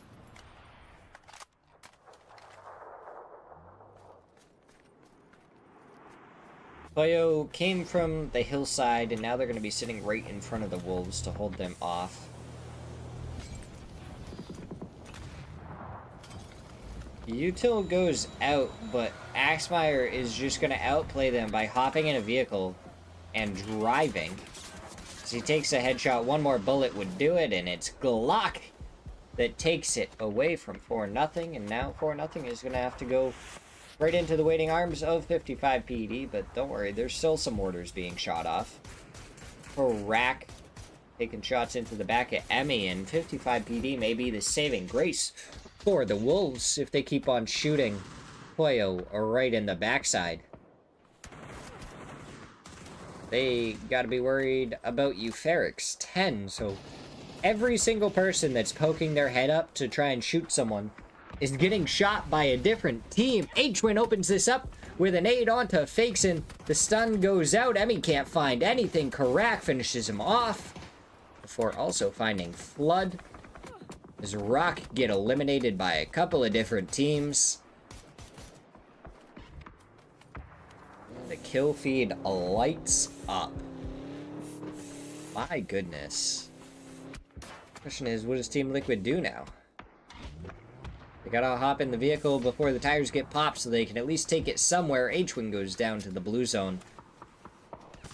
Be the best option for the Wolves right now is 55. Standing there staring at their cross. this dip that Duel has artificially made has become the best spot in zone almost. Sharp shot. Finally misses a shot as we watch him.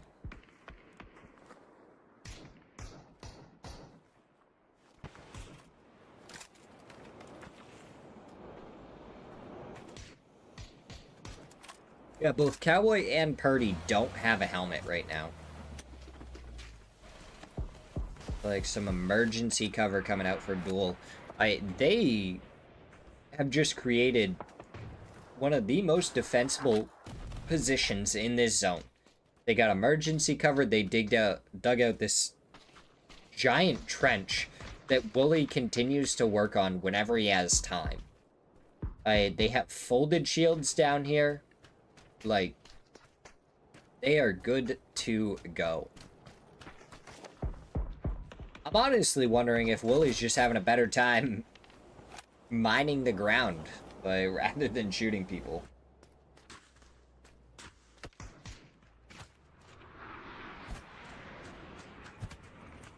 I mean, he's gonna mine out this entire field by the time Team Liquid makes it over here. Panzer from Tavon doesn't find anything. 2 players already found, and Sweezy finds the other 2 as 55 PD tried to crash somewhere, get into this next zone. Sweezy picking up a couple of kills is going to be good for them. Vox goes down to Purdy. We have 4 teams left. It's more like 3 as Sweezy getting focused by Euphorix 10. Purdy goes down to another headshot from that sharp shot. Sweezy is just continuing to distract Euphorix 10. There's a small little dip that he makes it over into. 3x spray. Finds a lot of damage. Finds the knock onto Cholo before going down to Obby. Duel finding the kills onto Team Liquid. And Duel may be the ones to finally put an end to Team Liquid's reign. But Cowboy has something to say about it before he goes down. Takes down Sharpshot. Euphorix 10 should be coming to stab Duel in the back at any second. And if the timing works out just right, Team Liquid could turn this on its head all of a sudden. If Duel can take down a couple on Euphorix, this brings it back into a winnable position for Team Liquid. As Luke 12 almost got another knock. Let's have 2 members of Euphorix 10. A bit farther away. Cowboys pushed up far enough, but still 1 headshot away from death.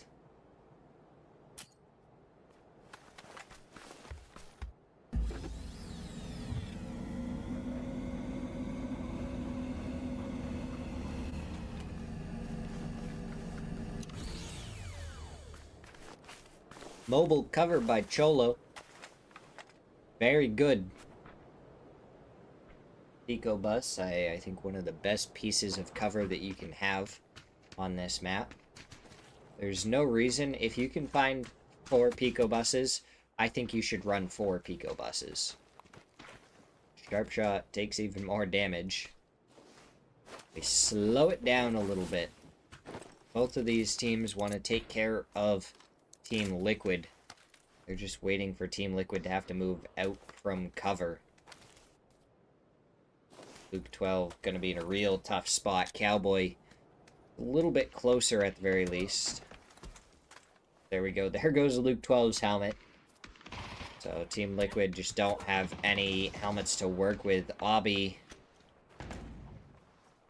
Find even more damage. Luke 12 goes down to the blue zone. Cowboy from the side goes down to Penta. 4v4 for the finals, and Kalnix immediately opens up onto Wooly.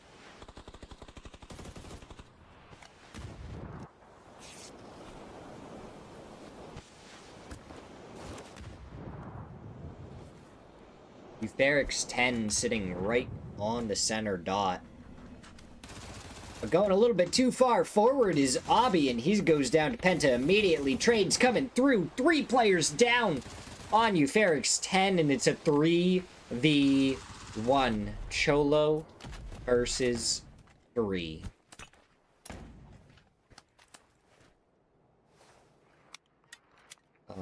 Sharp Shot's even prepping the C4.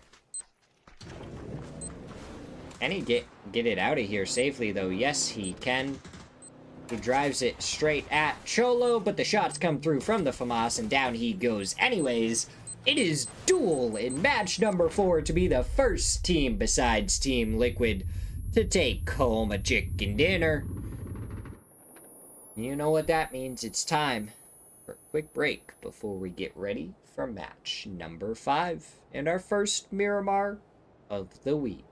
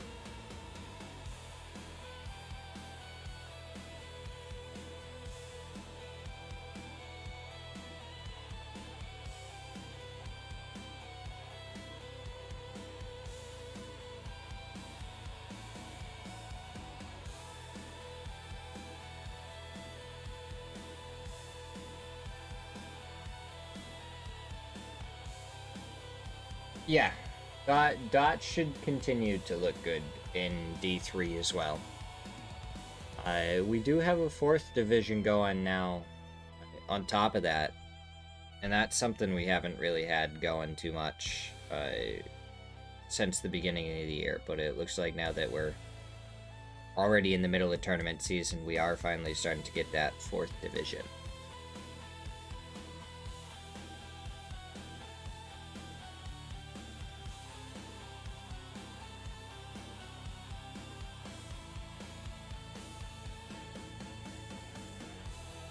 Falcons are not, which is a little bit disappointing. Thank you for the follow, Wyvern. I appreciate it. We gotta do the push-ups I owe you.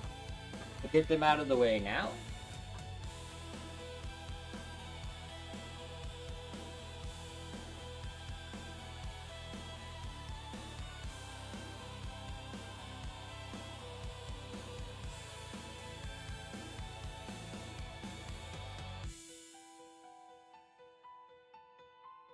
No, what it takes is playing.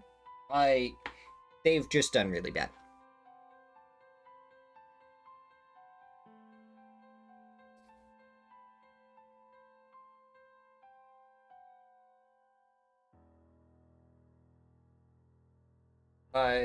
What it takes has been in Division 1. Yeah.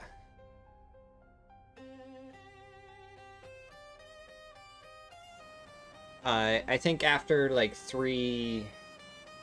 In the first 3 games, though, they got 0 points.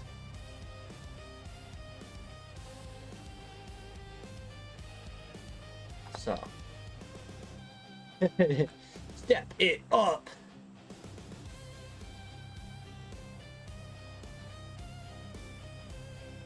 We need you to get a real quick reality check. Realize, maybe, just maybe, you need to step it up.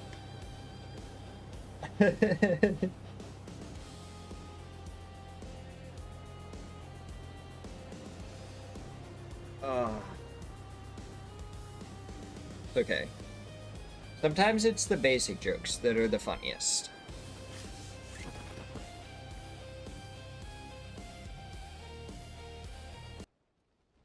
Didn't let me run ads before this started. Is there any hut drops?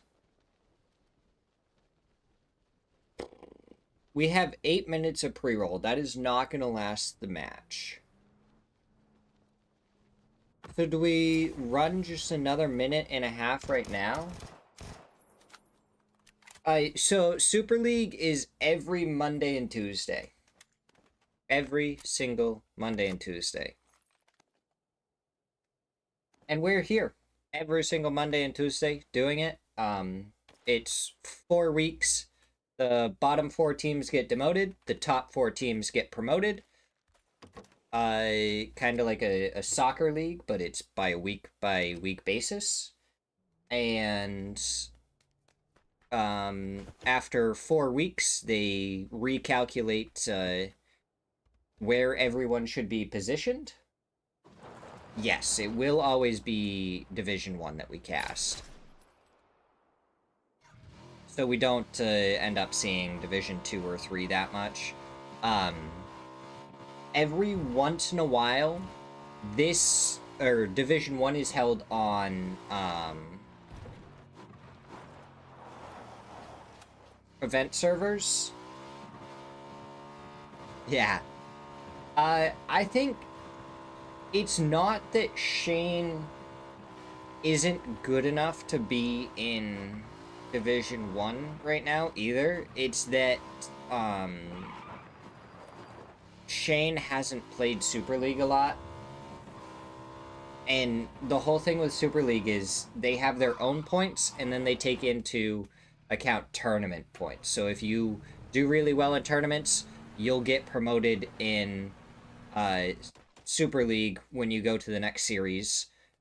But if you just play consistently, then you'll earn Super League points anyways.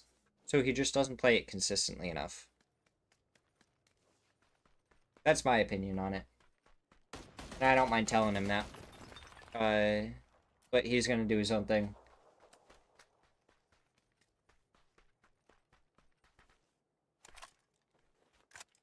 And that is fine. But yeah, what it takes, 5 matches in, they have a single point.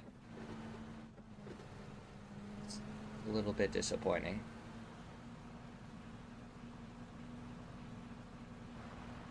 Yeah, it's just its own thing. I believe Smear Zero was just trying to put something together for a little bit more consistency, get a little bit more of a competitive vibe going, to actually have some like really good casting to do, rather than some of the craziness that we see in regular scrims. And so he created this a little bit more competitive environment, which has produced some really fun stuff. But at the same time, you've been, let's see, so I believe it started, was it at the beginning of last year or the beginning of the year before? I think it was the beginning of last year, because we're in the 10th series right now, as Sweezy gets a drive-by onto Lucid before Sneak Attack and Enzito come back with 2 of their own. So 4-0, maybe struggling a little bit. Lyle further to the left, but wasn't really spotted out by Enzito right there. Marcus with the drive-by does hit the shots to take down Lyle. 4-0, only has 1 player remaining. Yeah, so there's 4 weeks in it, or 10 series.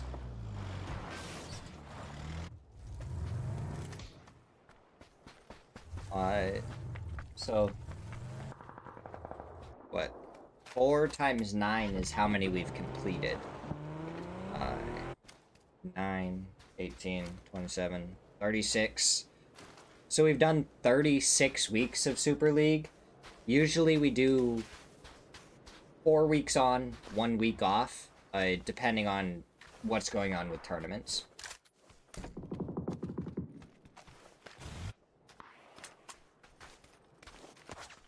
Hey, I'm sure you were a lot younger 5 years ago. I don't know how old you are, but I mean, most people when they get into PUBG Comp are in their teens. Young teens don't always, are not the most mature most of the time. It's just a thing. It's how life works. You mature as you get older, not when you're younger.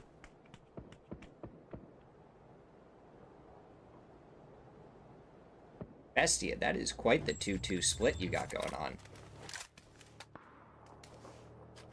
You have to dive all the way through the field.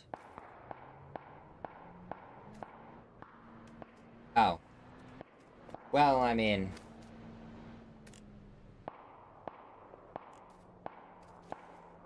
you've learned now.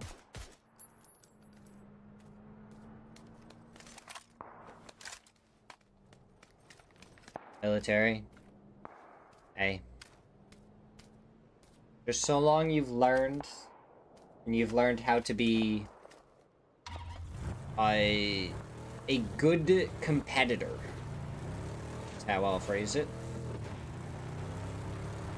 Because you can still be very competitive, but if you're a good competitor, then it definitely is a lot more fun for everyone.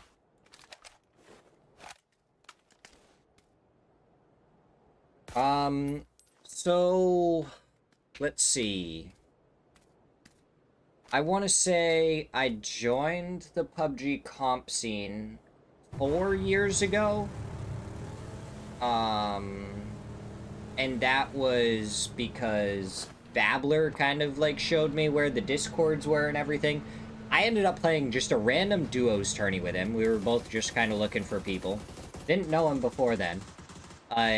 And I kind of asked questions and was able to find my way towards the actual competitive scene there as Sneak Attack gets taken down by DraftKing. And then I played in a couple of tournaments, had a couple of... did scrims for a few months and stuff. And then then decided I didn't have the time to put into actually getting really, really good at the game. And I like to talk a lot.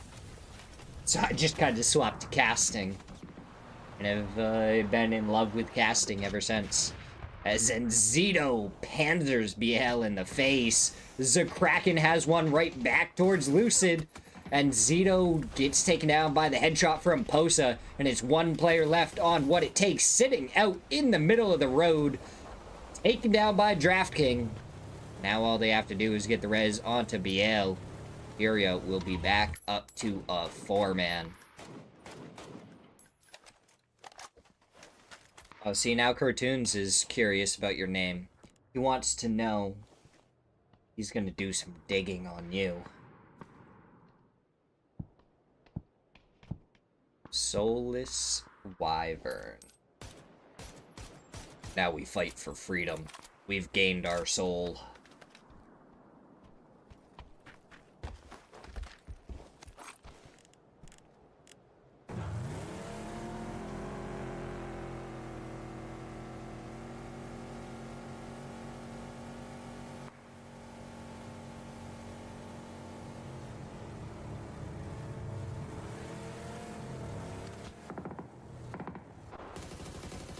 No way. Going for shots onto Luke 12. He does get taken down. One vehicle goes through. Cowboy gets the squish onto the member of No Way, who's just stuck over here. Now the kill getting stolen away. Cowboy, you may want to flush your kill. Confirm it real quick.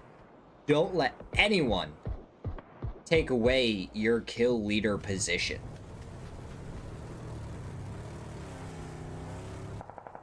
Noel and Sneak. I'm mad at Noel. Oh, DNL with a nade over towards Alo. Headshot. It bounces right on the vehicle. But it is the AUG that finds the knock anyways. Drive-by from Purdy should come through. The knock's going to come out onto DNL. Surely he plays a little bit of ring around the rosy with the vehicle. But Purdy takes him down anyways. I'm mad at Noel right now. I tried to add him a while ago. And he just hasn't added me back on the friends list, and I'm mad at him for it. How rude.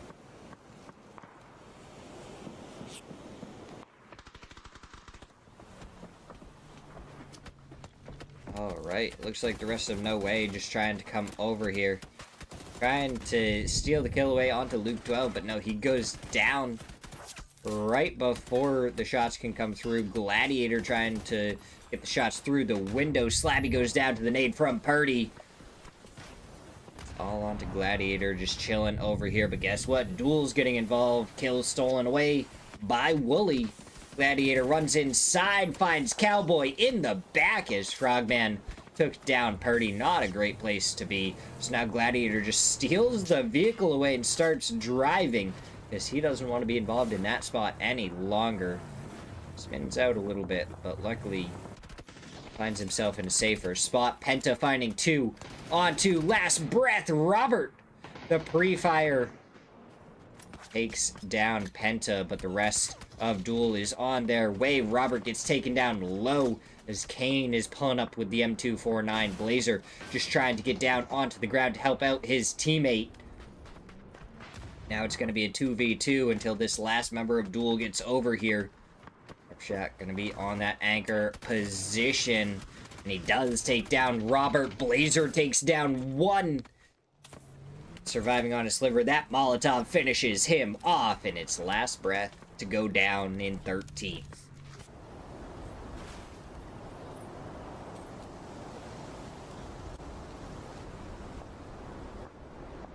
I don't feel like it. I'm not gonna lie, I don't play with Noel enough anyways. I'm playing with the Capitalist and a few other people a lot more. Surefire Jacks and them.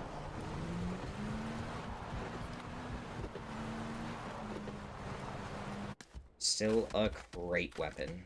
Yeah. I remember those times as well. And they decided to add in a FAMAS. Take the AUG out of the crate. And that's been a ton of fun.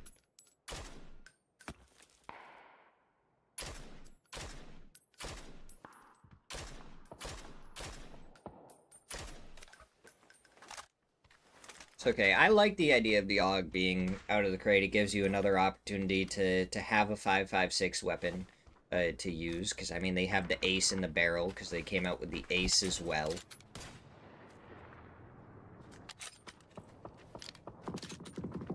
A lot of people running bolties today, and I don't know if it's just because they can't find a DMR. Or if it's because they actually want to run some bolt actions, but I have started seeing a little bit more of those. Gladiator ends up getting taken down by Karak, so no way he's out of this lobby. We are currently sitting in 13th place, and again, a team that, well, not a pro team because they're not signed by anyone, has been at a level where they've competed very consistently week after week.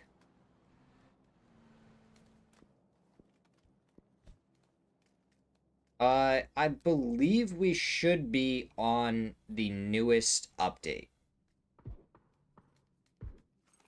Should be the update where they changed it to you need 4 blue chips to be able to call that in. Though I don't even know if that is in competitive or anything, because I haven't seen it be used. I will say this is everyone's opportunity to catch up to Team Liquid, since they're out of the lobby so early. There's a big gap between them and second place right now.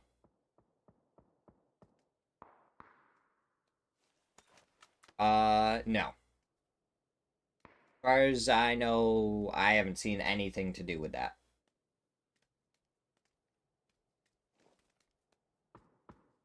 Are they trying to use CS2 smokes now?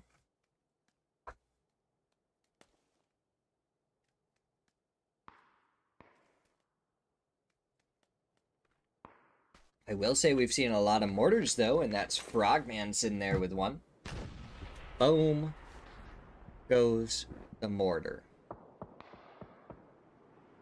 Boom goes...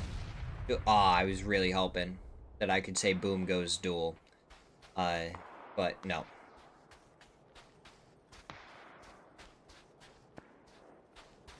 Ellie's like, this is really great. I appreciate you making this hole for me. I'm going to try and set up a mortar of my own. Well, I didn't even know that was supposed to be happening. But, yeah, Super League is 6 matches. They have not updated to the 5-match format that the competitive scene is following. They're back. They're still running the good old 6 matches. Though, I wouldn't mind it only being 5 matches. Only because it's, it'd get me to bed sooner. Have a wonderful time checking on Shane.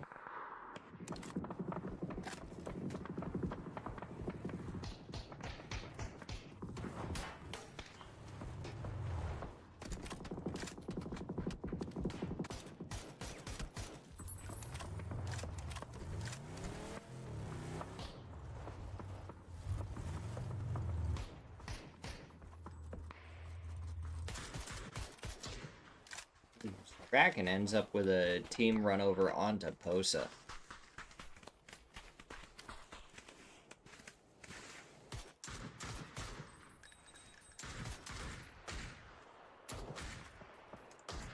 Kane and Penta still out in the blue zone. Phase 4, it's supposed to start ticking here pretty heavily shortly. DraftKings, he's just got to find his way into this building, unfortunately. With that window directly on the opposite side, DraftKings is going to get knocked. The other members of Furia on their way. Vehicle about to blow, but they survive. They just try and shoot the door open. But it's Rock picking up 3 kills, and Tony taking down Kraken to finish off Furia.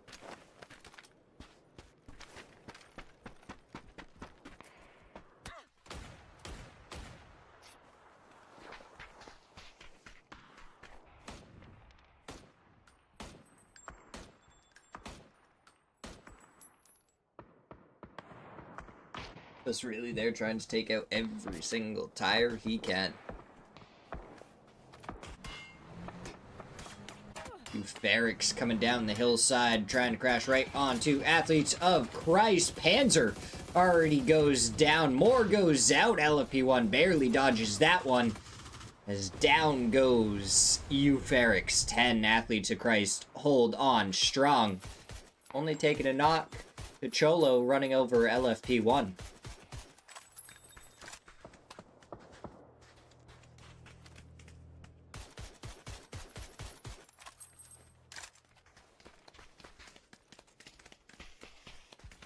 Okay, Cito, you are on the very edge.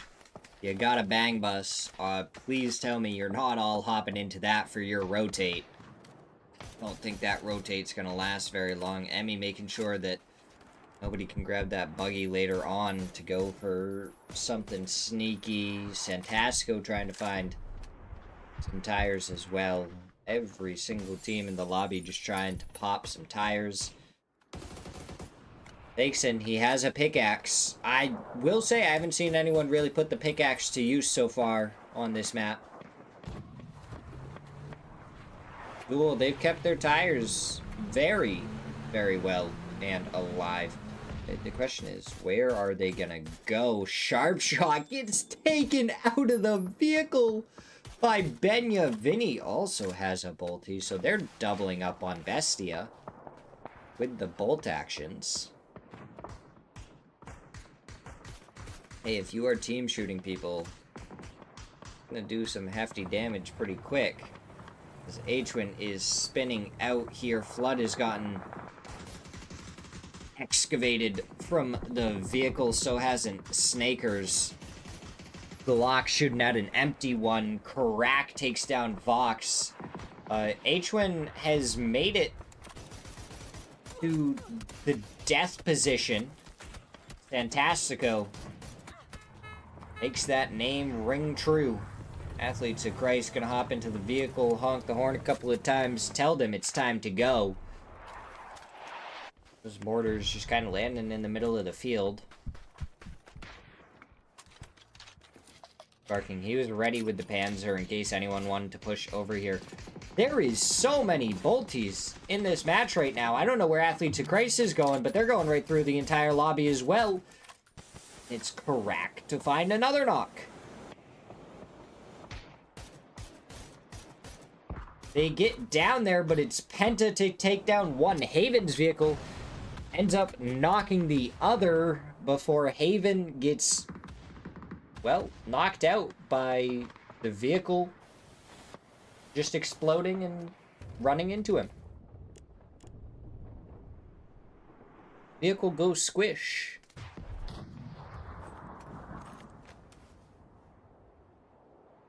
Emmy with a mortar.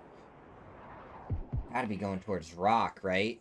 You would think? No, it's going towards the field. Nobody's alive but Frogman! He gets the mortar onto Penta! Follow-up should come out. What are they gonna find, though? There we go. Frogman gets the flush. Now it's all onto Wooly. Ooh, oh yeah. Vinny, clean with it.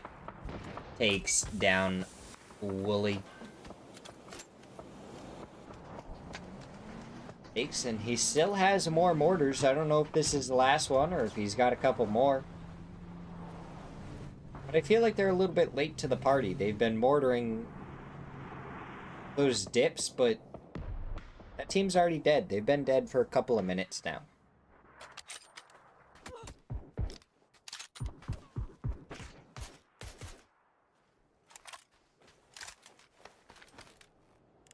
Move her for nothing. Still alive on the rocks above 55. Could be the snake that bites them in the ankle from behind. You just don't know when he's going to activate. They do have one player further forward on the shack already. They're going to be able to give him plenty of covering fire.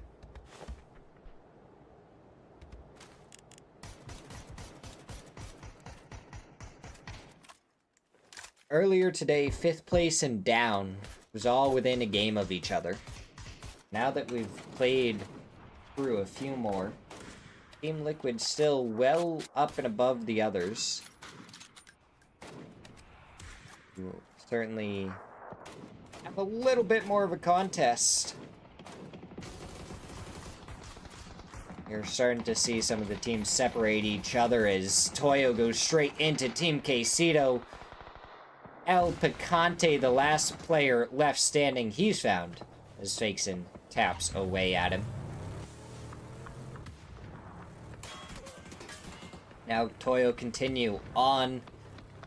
Bestia takes one down on Rock. The flush should come through, and that's from 55 PD. Fakeson gonna lob some nades forward. Capitan, it looks like he's gonna try and fight towards Rock.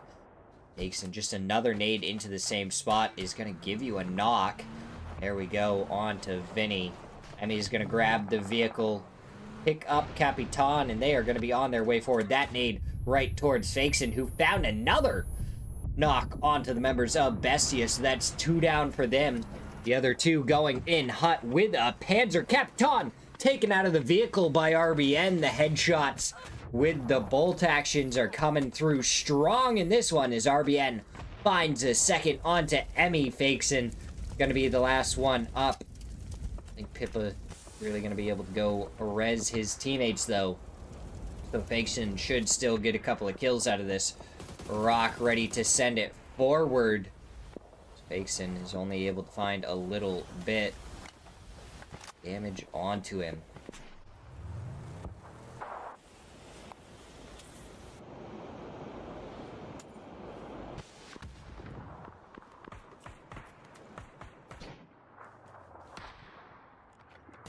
Fakeson behind the rock, not in a great spot. The blue zone may be what takes him down. Indeed it is. We're down to our top 4 teams. Moo has snuck himself into 4th place for 4-0. Bestiason with 2 players up. Rock has 3.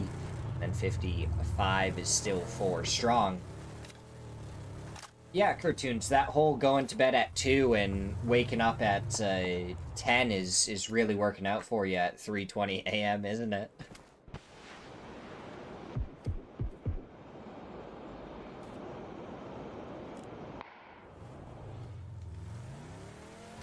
Hey, you probably make more money than me. I'm all for it. Moo finally activates, and it's right into the backside of 55. The snake activates. He does the damage. He takes down Karak, sparking with the nade onto Tavon. Yeah, that's fine. If anyone ever wants to use me as an excuse, you have my permission.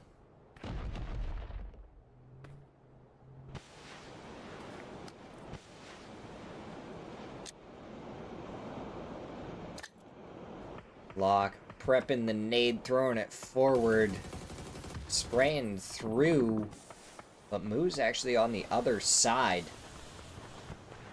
55, they had an opportunity to win this match. They had the most players, they had the most zone control, they just didn't know about the snake behind them, and Moo is gonna throw a nade towards Glock. It's gonna land right on the vehicle, bounces a little bit away. The follow-up might be good. It is.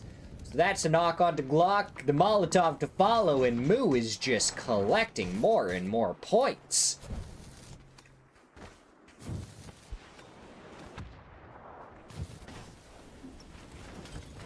This man may have to redefine his name to G-Hiss as he continues to bite people in the back, but Rock with the good util to take down Bestia are now in the best spot. They have a couple of solos to deal with.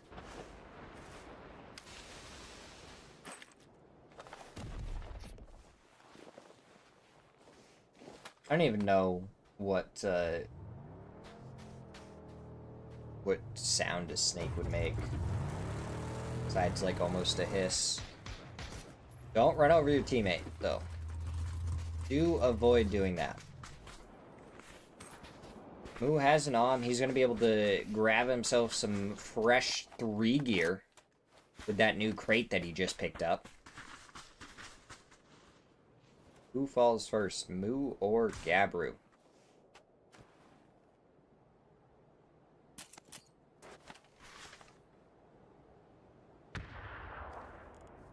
Sounds like he picked up a little bit of extra gear. Is he aware of Gabru's positioning?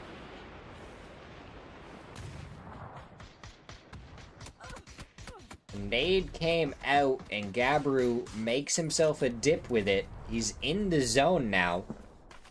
Moo is not. Does he have the same awareness? Yes, he does. Oh, he was prepping the nade. Throw it just a little bit. Gabru. Just tunneling his way further forward. Who is gonna prep the nade now. Does a lot of damage to himself. RBN gets the headshot onto one. The blue zone takes the other. And Rock win match number 5. We have 1 match left. So we're gonna go to a quick break as we get ready for the final match of the night.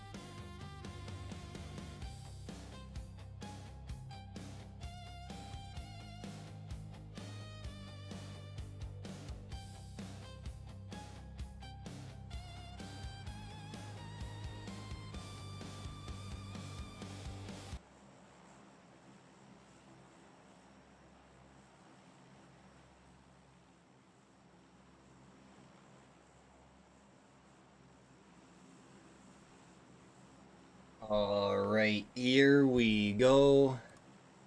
Final match of the night. Who's gonna take it? Will Team Liquid be able to finish off strong after a slow last game and an absolutely dominant first set of games? Or are we gonna see someone else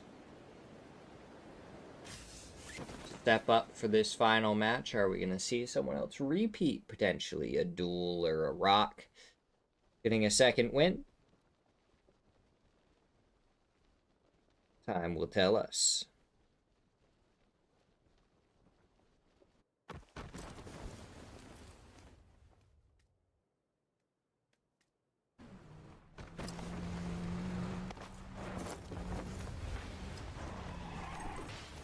At potential hot drops.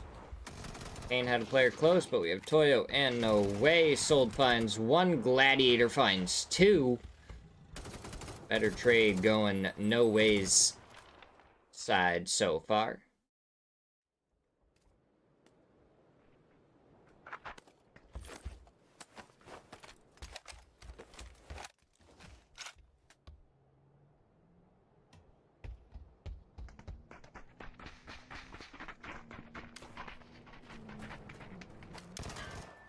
Sold. Who's ready with the angle. He does find Gladiator now. Just gotta be aware.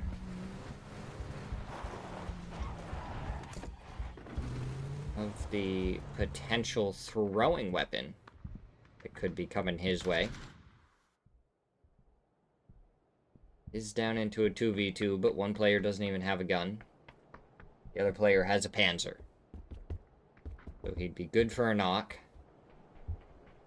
Maybe not much else.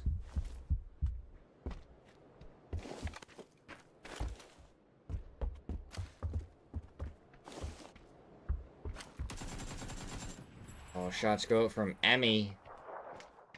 It's like a headshot connected, but nothing else. Are these players gonna go forward? M249 is gonna be coming out. Panzer goes out from Slabby to take down Emmy. Now the shots. Solds versus Slabby. Bill DNL can get involved in this fight.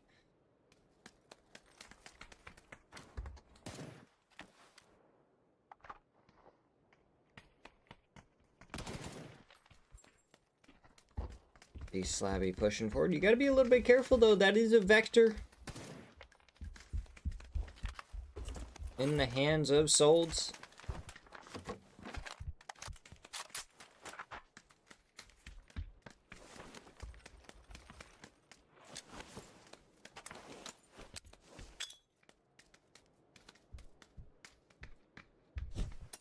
Nade goes out, trying to find at least a little bit of damage. Slabby, he does have a shotgun.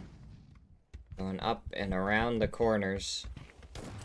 He gets there, but he misses most of the shots. Only 29 damage found with the shotgun so far. He's going for the reload. 4 shots are all that's left. Can he find the angle? He comes around the side. Sold found one, and he finds the other. He clutches it up and keeps Toyo in this.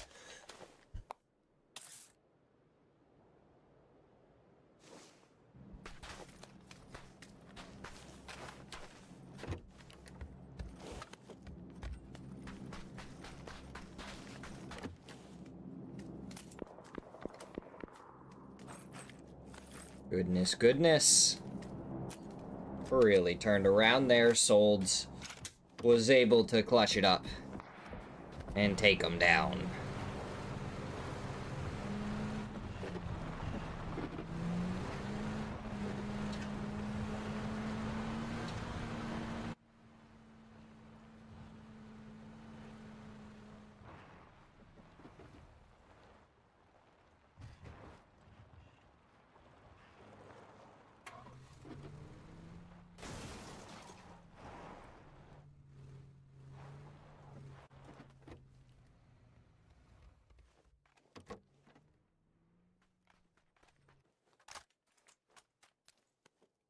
Now we slow it back down. One team dead, 7 players are gone, though. Not just all about that one team. But the entire group.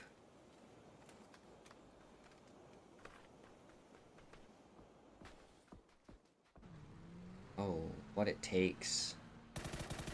In position to try and do something to Rock. RBN gets spun out. The shot's coming through. What it takes, gonna have to do some serious work to keep Lucid alive. Then Zito does find one. Sparking takes a lot of damage. But his Kawazine to take down Lucid gets the flush immediately as well, so Lucid going down for cheap right there. Really get too much out of it.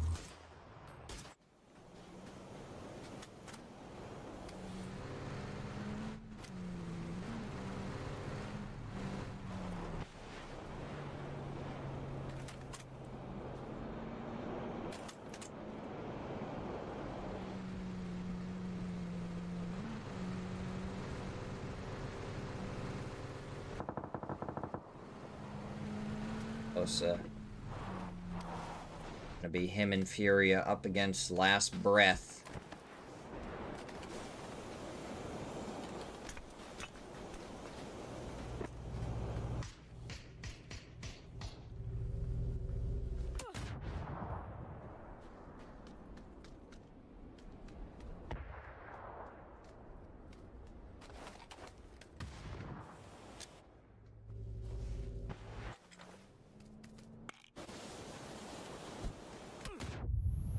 Laser. It's a good nade onto Zakraken, takes him down low. Zakraken doesn't run away, he actually pops right back in. Raylu! Appreciate the raid. Hey, how you doing? Cap is back. Right alongside Ray. Vinny taking down 2 on 4, nothing.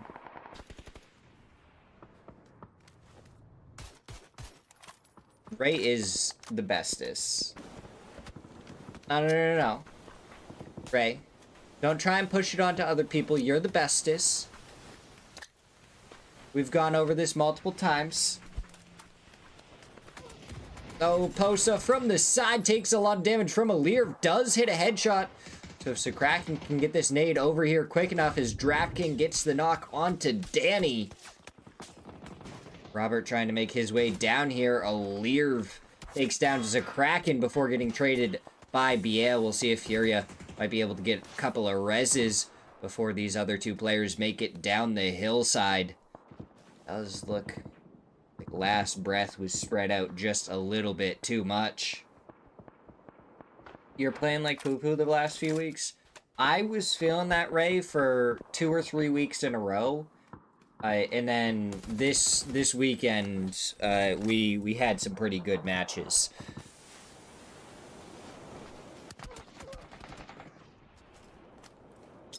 Robert is going to be the last one left on Last Breath. He is their last breath in this day. Once they are out until tomorrow. Oh, that blue zone ends up not going inside. Cartoons, you just saved up to do this, didn't you? Oh no. Shots do go out. Robert isn't able to find the knock onto Zakraken. That would have been big and important for him to start fighting back up against this 4-man. Going for the long-range shots onto Zakraken instead of getting ready for the close-range ones. So BAL takes him down easy.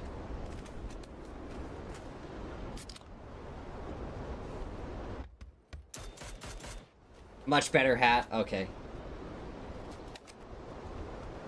Yeah, I mean, duo stats, you've probably been playing with Klep quite a bit. Klep is just absolutely cracked. Fantasco finding a kill onto Marcus. Rock, they're sitting in second place, 2 kills. They can take down what it takes to who did finally get some points in the last match, 3 of them. Might be able to fight their way back towards Team Liquid's top position. 20 points is the difference between first and second right now. Hybrid scope on an M249? I didn't even think about that. Oh my god, the hybrid scope on that in an MG3? That's so good. Oh my god, the hybrid scope built for LMGs especially. I mean, don't get me wrong, there's plenty of players that are going to be using the hybrid scope to be able to go between that 1x and that 4x, but... Well, Ray, you must have missed one of the streams here or there. I feel like I have been... Well, because I've added Friday nights on there, Sneak Tech, you gotta be careful not to knock yourself to falling. Have a good night, Cartoons. I appreciate you being around for so long. We had some fun chit-chatting. You changed my hat a couple of times now here at the end.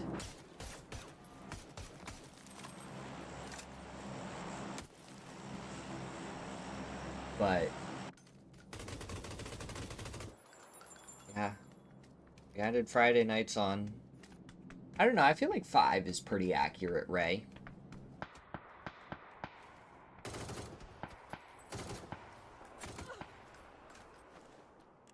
Ray, just stop looking at the stats. Play for fun instead. Kawazine taps the head. Now it's sparking with the nade. Can he find it onto Enzito? Looks good. It is good. But Kawazine gets traded right away by a Purdy Curdy. Always play for the clips. Play for the 1v3 crossbow clips. Or is that just me?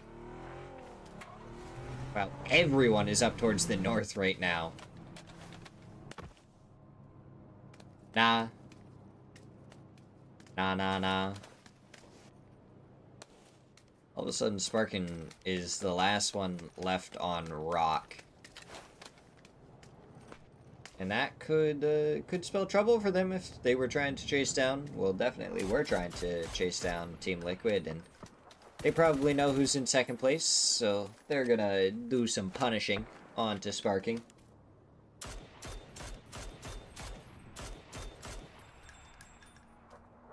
Squad wipe with a shotgun.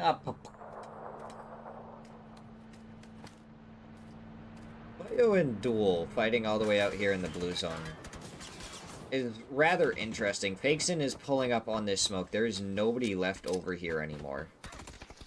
And it's from the side that Sharp Shot activates. He knocks one before getting traded by Sold. So Penta gonna be looking over this hillside. He goes for the shots and he takes him down. Should be able to go for the insta-res before Capitan could do anything about this.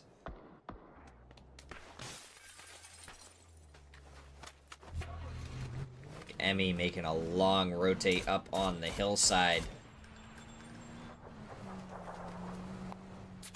Yeah, I believe what it takes is dead again. They got eliminated by Rock a second ago on a rock. And I believe Sparking is going to be hunted down by Team Liquid, so they can create an even further gap between them and second place. Yeah, I don't know what was going on for them, but they got to figure out what it takes for tomorrow.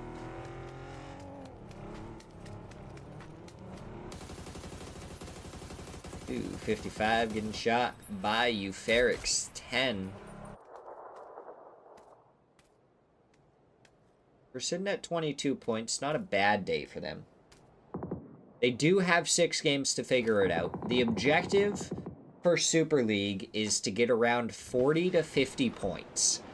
40 to 50 points is going to be that spot where you're not going to get into the relegation zone. So you won't have to worry about anything going on with Division 2 or lower.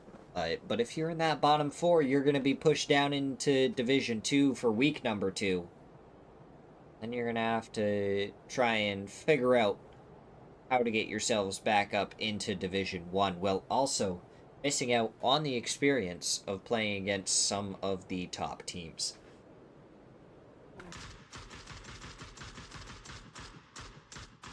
As we can see by Team Liquid, with 66 points already on the day, having 40 to 50 points, very, very doable. You just have to make sure that you have good, consistent games.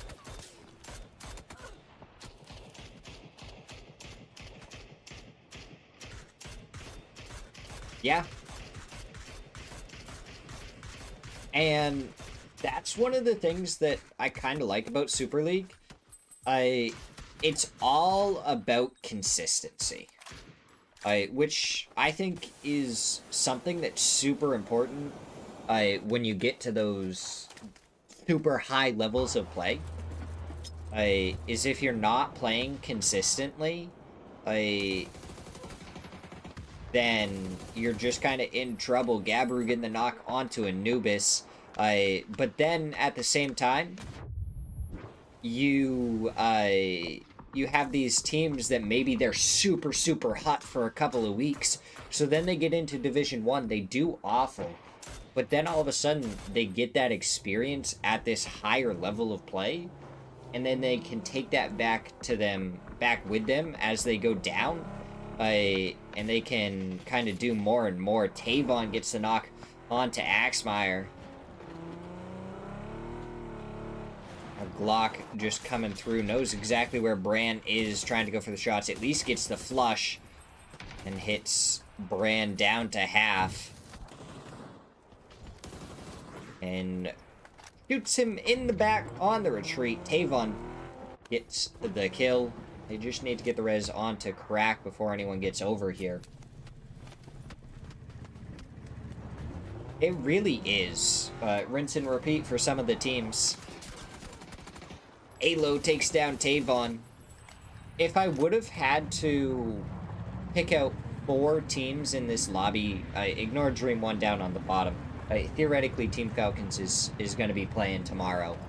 But if I had to pick out 4 teams in this lobby that were going to drop, it would have been Team Quesito, Last Breath, 4-0, and I don't know if there's a strong contender for the 4th team that was going to drop. It'd probably be between, like... It'd probably be Euphorix 10, honestly. So the fact that No Way and What It Takes are down below is a little bit weird. I don't know why they didn't play today. I haven't seen Shrimsy or Kickstart on at all, but I know Tiggleton was streaming earlier with Gustav. As Benya gets a nade onto Capitan. So maybe Kickstart and Shrimsy just were busy doing other things, or something else. You gotta remember they did just play in finals the past 3 days, so maybe they just wanted Monday as a break day. I don't know. Yeah, exactly as you said, maybe a break. Shot going out from Bessia onto E10. They find a good chunk of damage, and Emmy is also trying to send it up the hillside. Frogman to reposition, be able to get that kill. All he needs to do is hit a couple of shots, but he exposes himself to Obby in the back. Down he goes. Yeah, but for all we know, like, the Falcons may have something in their contract of, like, hey, the day after a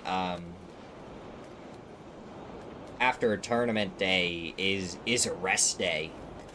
Or maybe Gunner, like, really makes them abide by that or something. There's so many different things that it could be. So, Haven gonna get back up to full health with that first aid. Tony finds both Hwin and Vox. Benya takes down Obby. The stun going forward towards Flood. Furia have crashed in onto this one. Headshots from Kraken take him down quickly. Now, there's still an open warehouse. The Athletes of Christ have one. Furia have another. Boyo. Just down to the south. A couple of buildings to use. Yeah. It is a weird thing. If we look back at, like, Athletes of Christ, for this, though,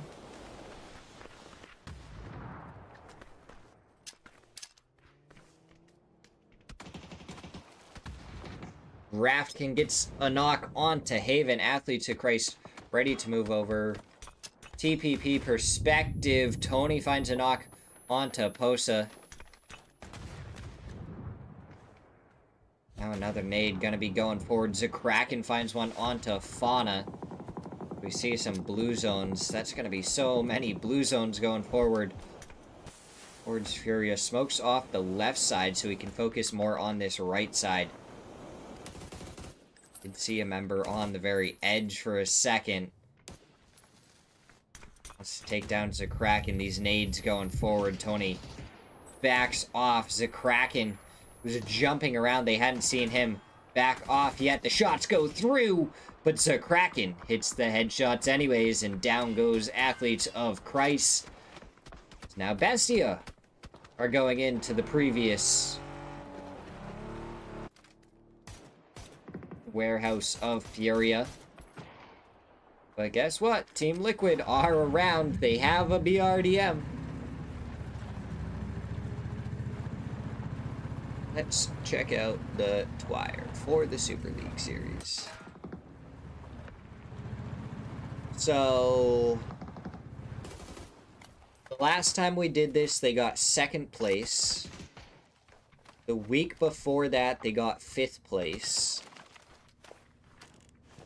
The week before that, they got 4th place. And then the first week of Series 9, they were in 6th place. So, it's not crazy. They always do seem to be in the top 6 at the very least. Yeah, this is Series 10. So goes all the way back to Series 1. There's almost 4 weeks in every series. Yeah, there's 4 weeks per series. So being on Series 10, once we're done with it, we'll have done 40 weeks, theoretically, of this.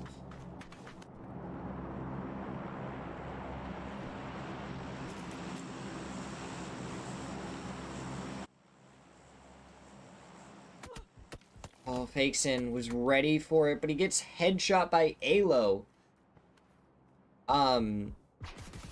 I don't think there's, like, a limit on how many series. So, how it works is, Duel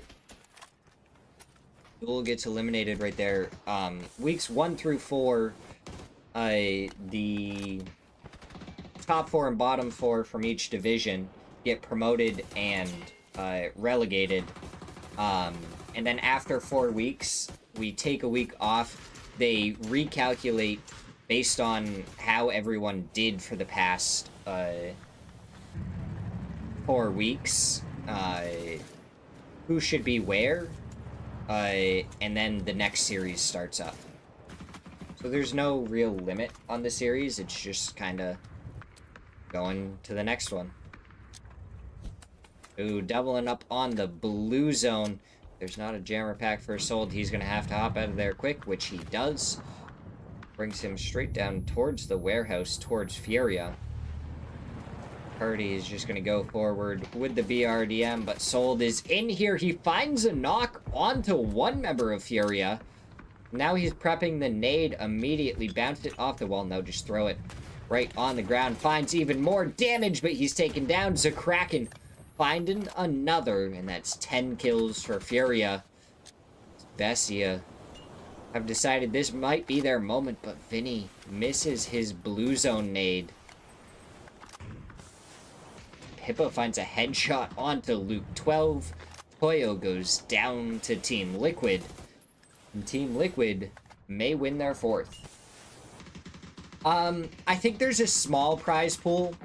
It's only like $100 or $150 per week, I think, though. And at the end of the series, you can withdraw your money.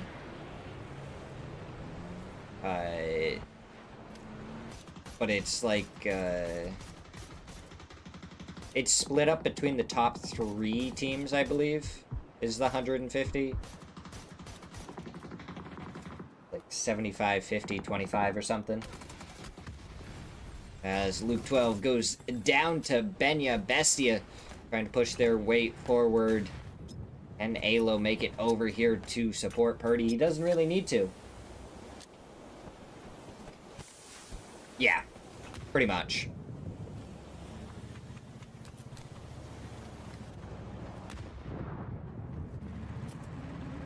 And then I think, like, the MVP of every series gets, like, 10,000 G-Coin or something.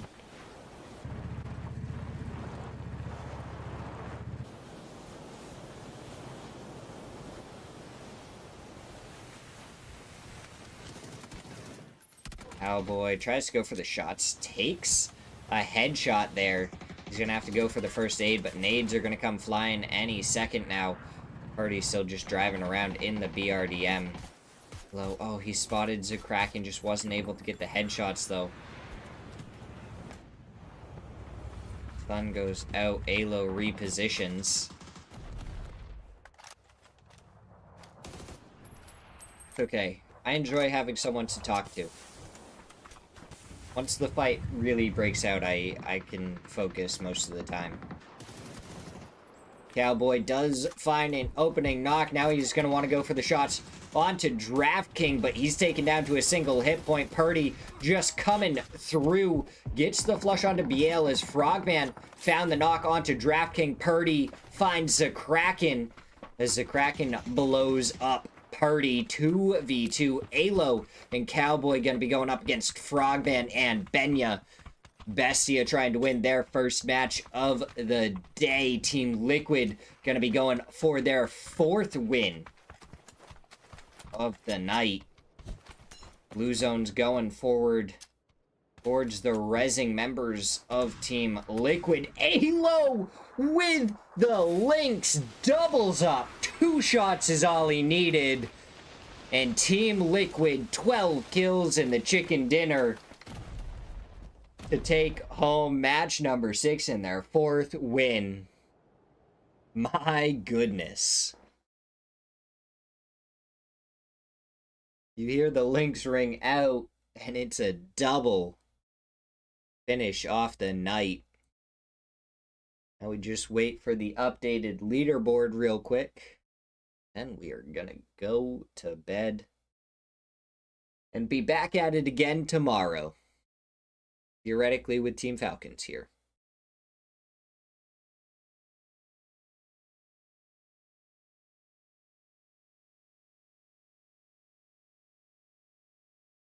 Here we go. Team Liquid, 4 wins, 88 points. And they're 30 points ahead of second place, which is Furia with 58. Rock sitting in 3rd place with 50.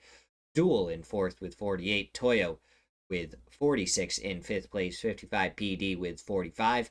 In 6th place, Copenhagen Wolves, 41 points. 7th place, Bestia, 8th place, 39 points. Before we drop down a little bit more, Jack Deck. They have indeed been on fire. Wyvern, have a good night. I'll see you tomorrow. Team Liquid, don't put it past them. From my understanding, the best teams besides Falcons, the 2 best teams besides Falcons, are going to get the 2 spots in the next P- PGS, PGC, PGS. So we'll see how they can do with that. But I mean, right now, Team Liquid and Athletes of Christ are the 2 teams that if they get second or third in this next one, they're automatically through. In one of those slots, I'm pretty sure. So yeah, I mean those are your top 4 teams. So if they either any of those teams do good again, they'll be through pretty easy. So what you're probably looking at maybe your top 6 overall really have a chance. Um, so obviously Team Falcons is one of them. I'd say your top 6 have a chance, only because if you go below that, then the other 5 teams ahead of you have to have a really bad one. So that's Athletes of Christ, Team Liquid, Copenhagen Wolves, Rock, and Bestia. In my opinion, every other team is already technically counted out. Unless someone can come through with like a first place or something, I don't know how many more points that gives you compared to the rest. I but that's kind of what you're looking at to me.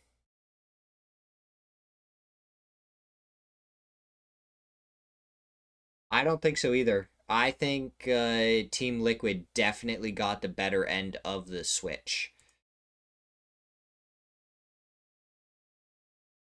Sparking is going to have to kind of step it back up. And maybe he's just not settling in right. Maybe this year is a transition year, and if they stick with him, next year he just absolutely pops off and decimates. But that's just something that we're going to have to see. But I appreciate everyone that stopped by, Jack Tack. Thank you so much for being here. I will see you guys tomorrow. Have a wonderful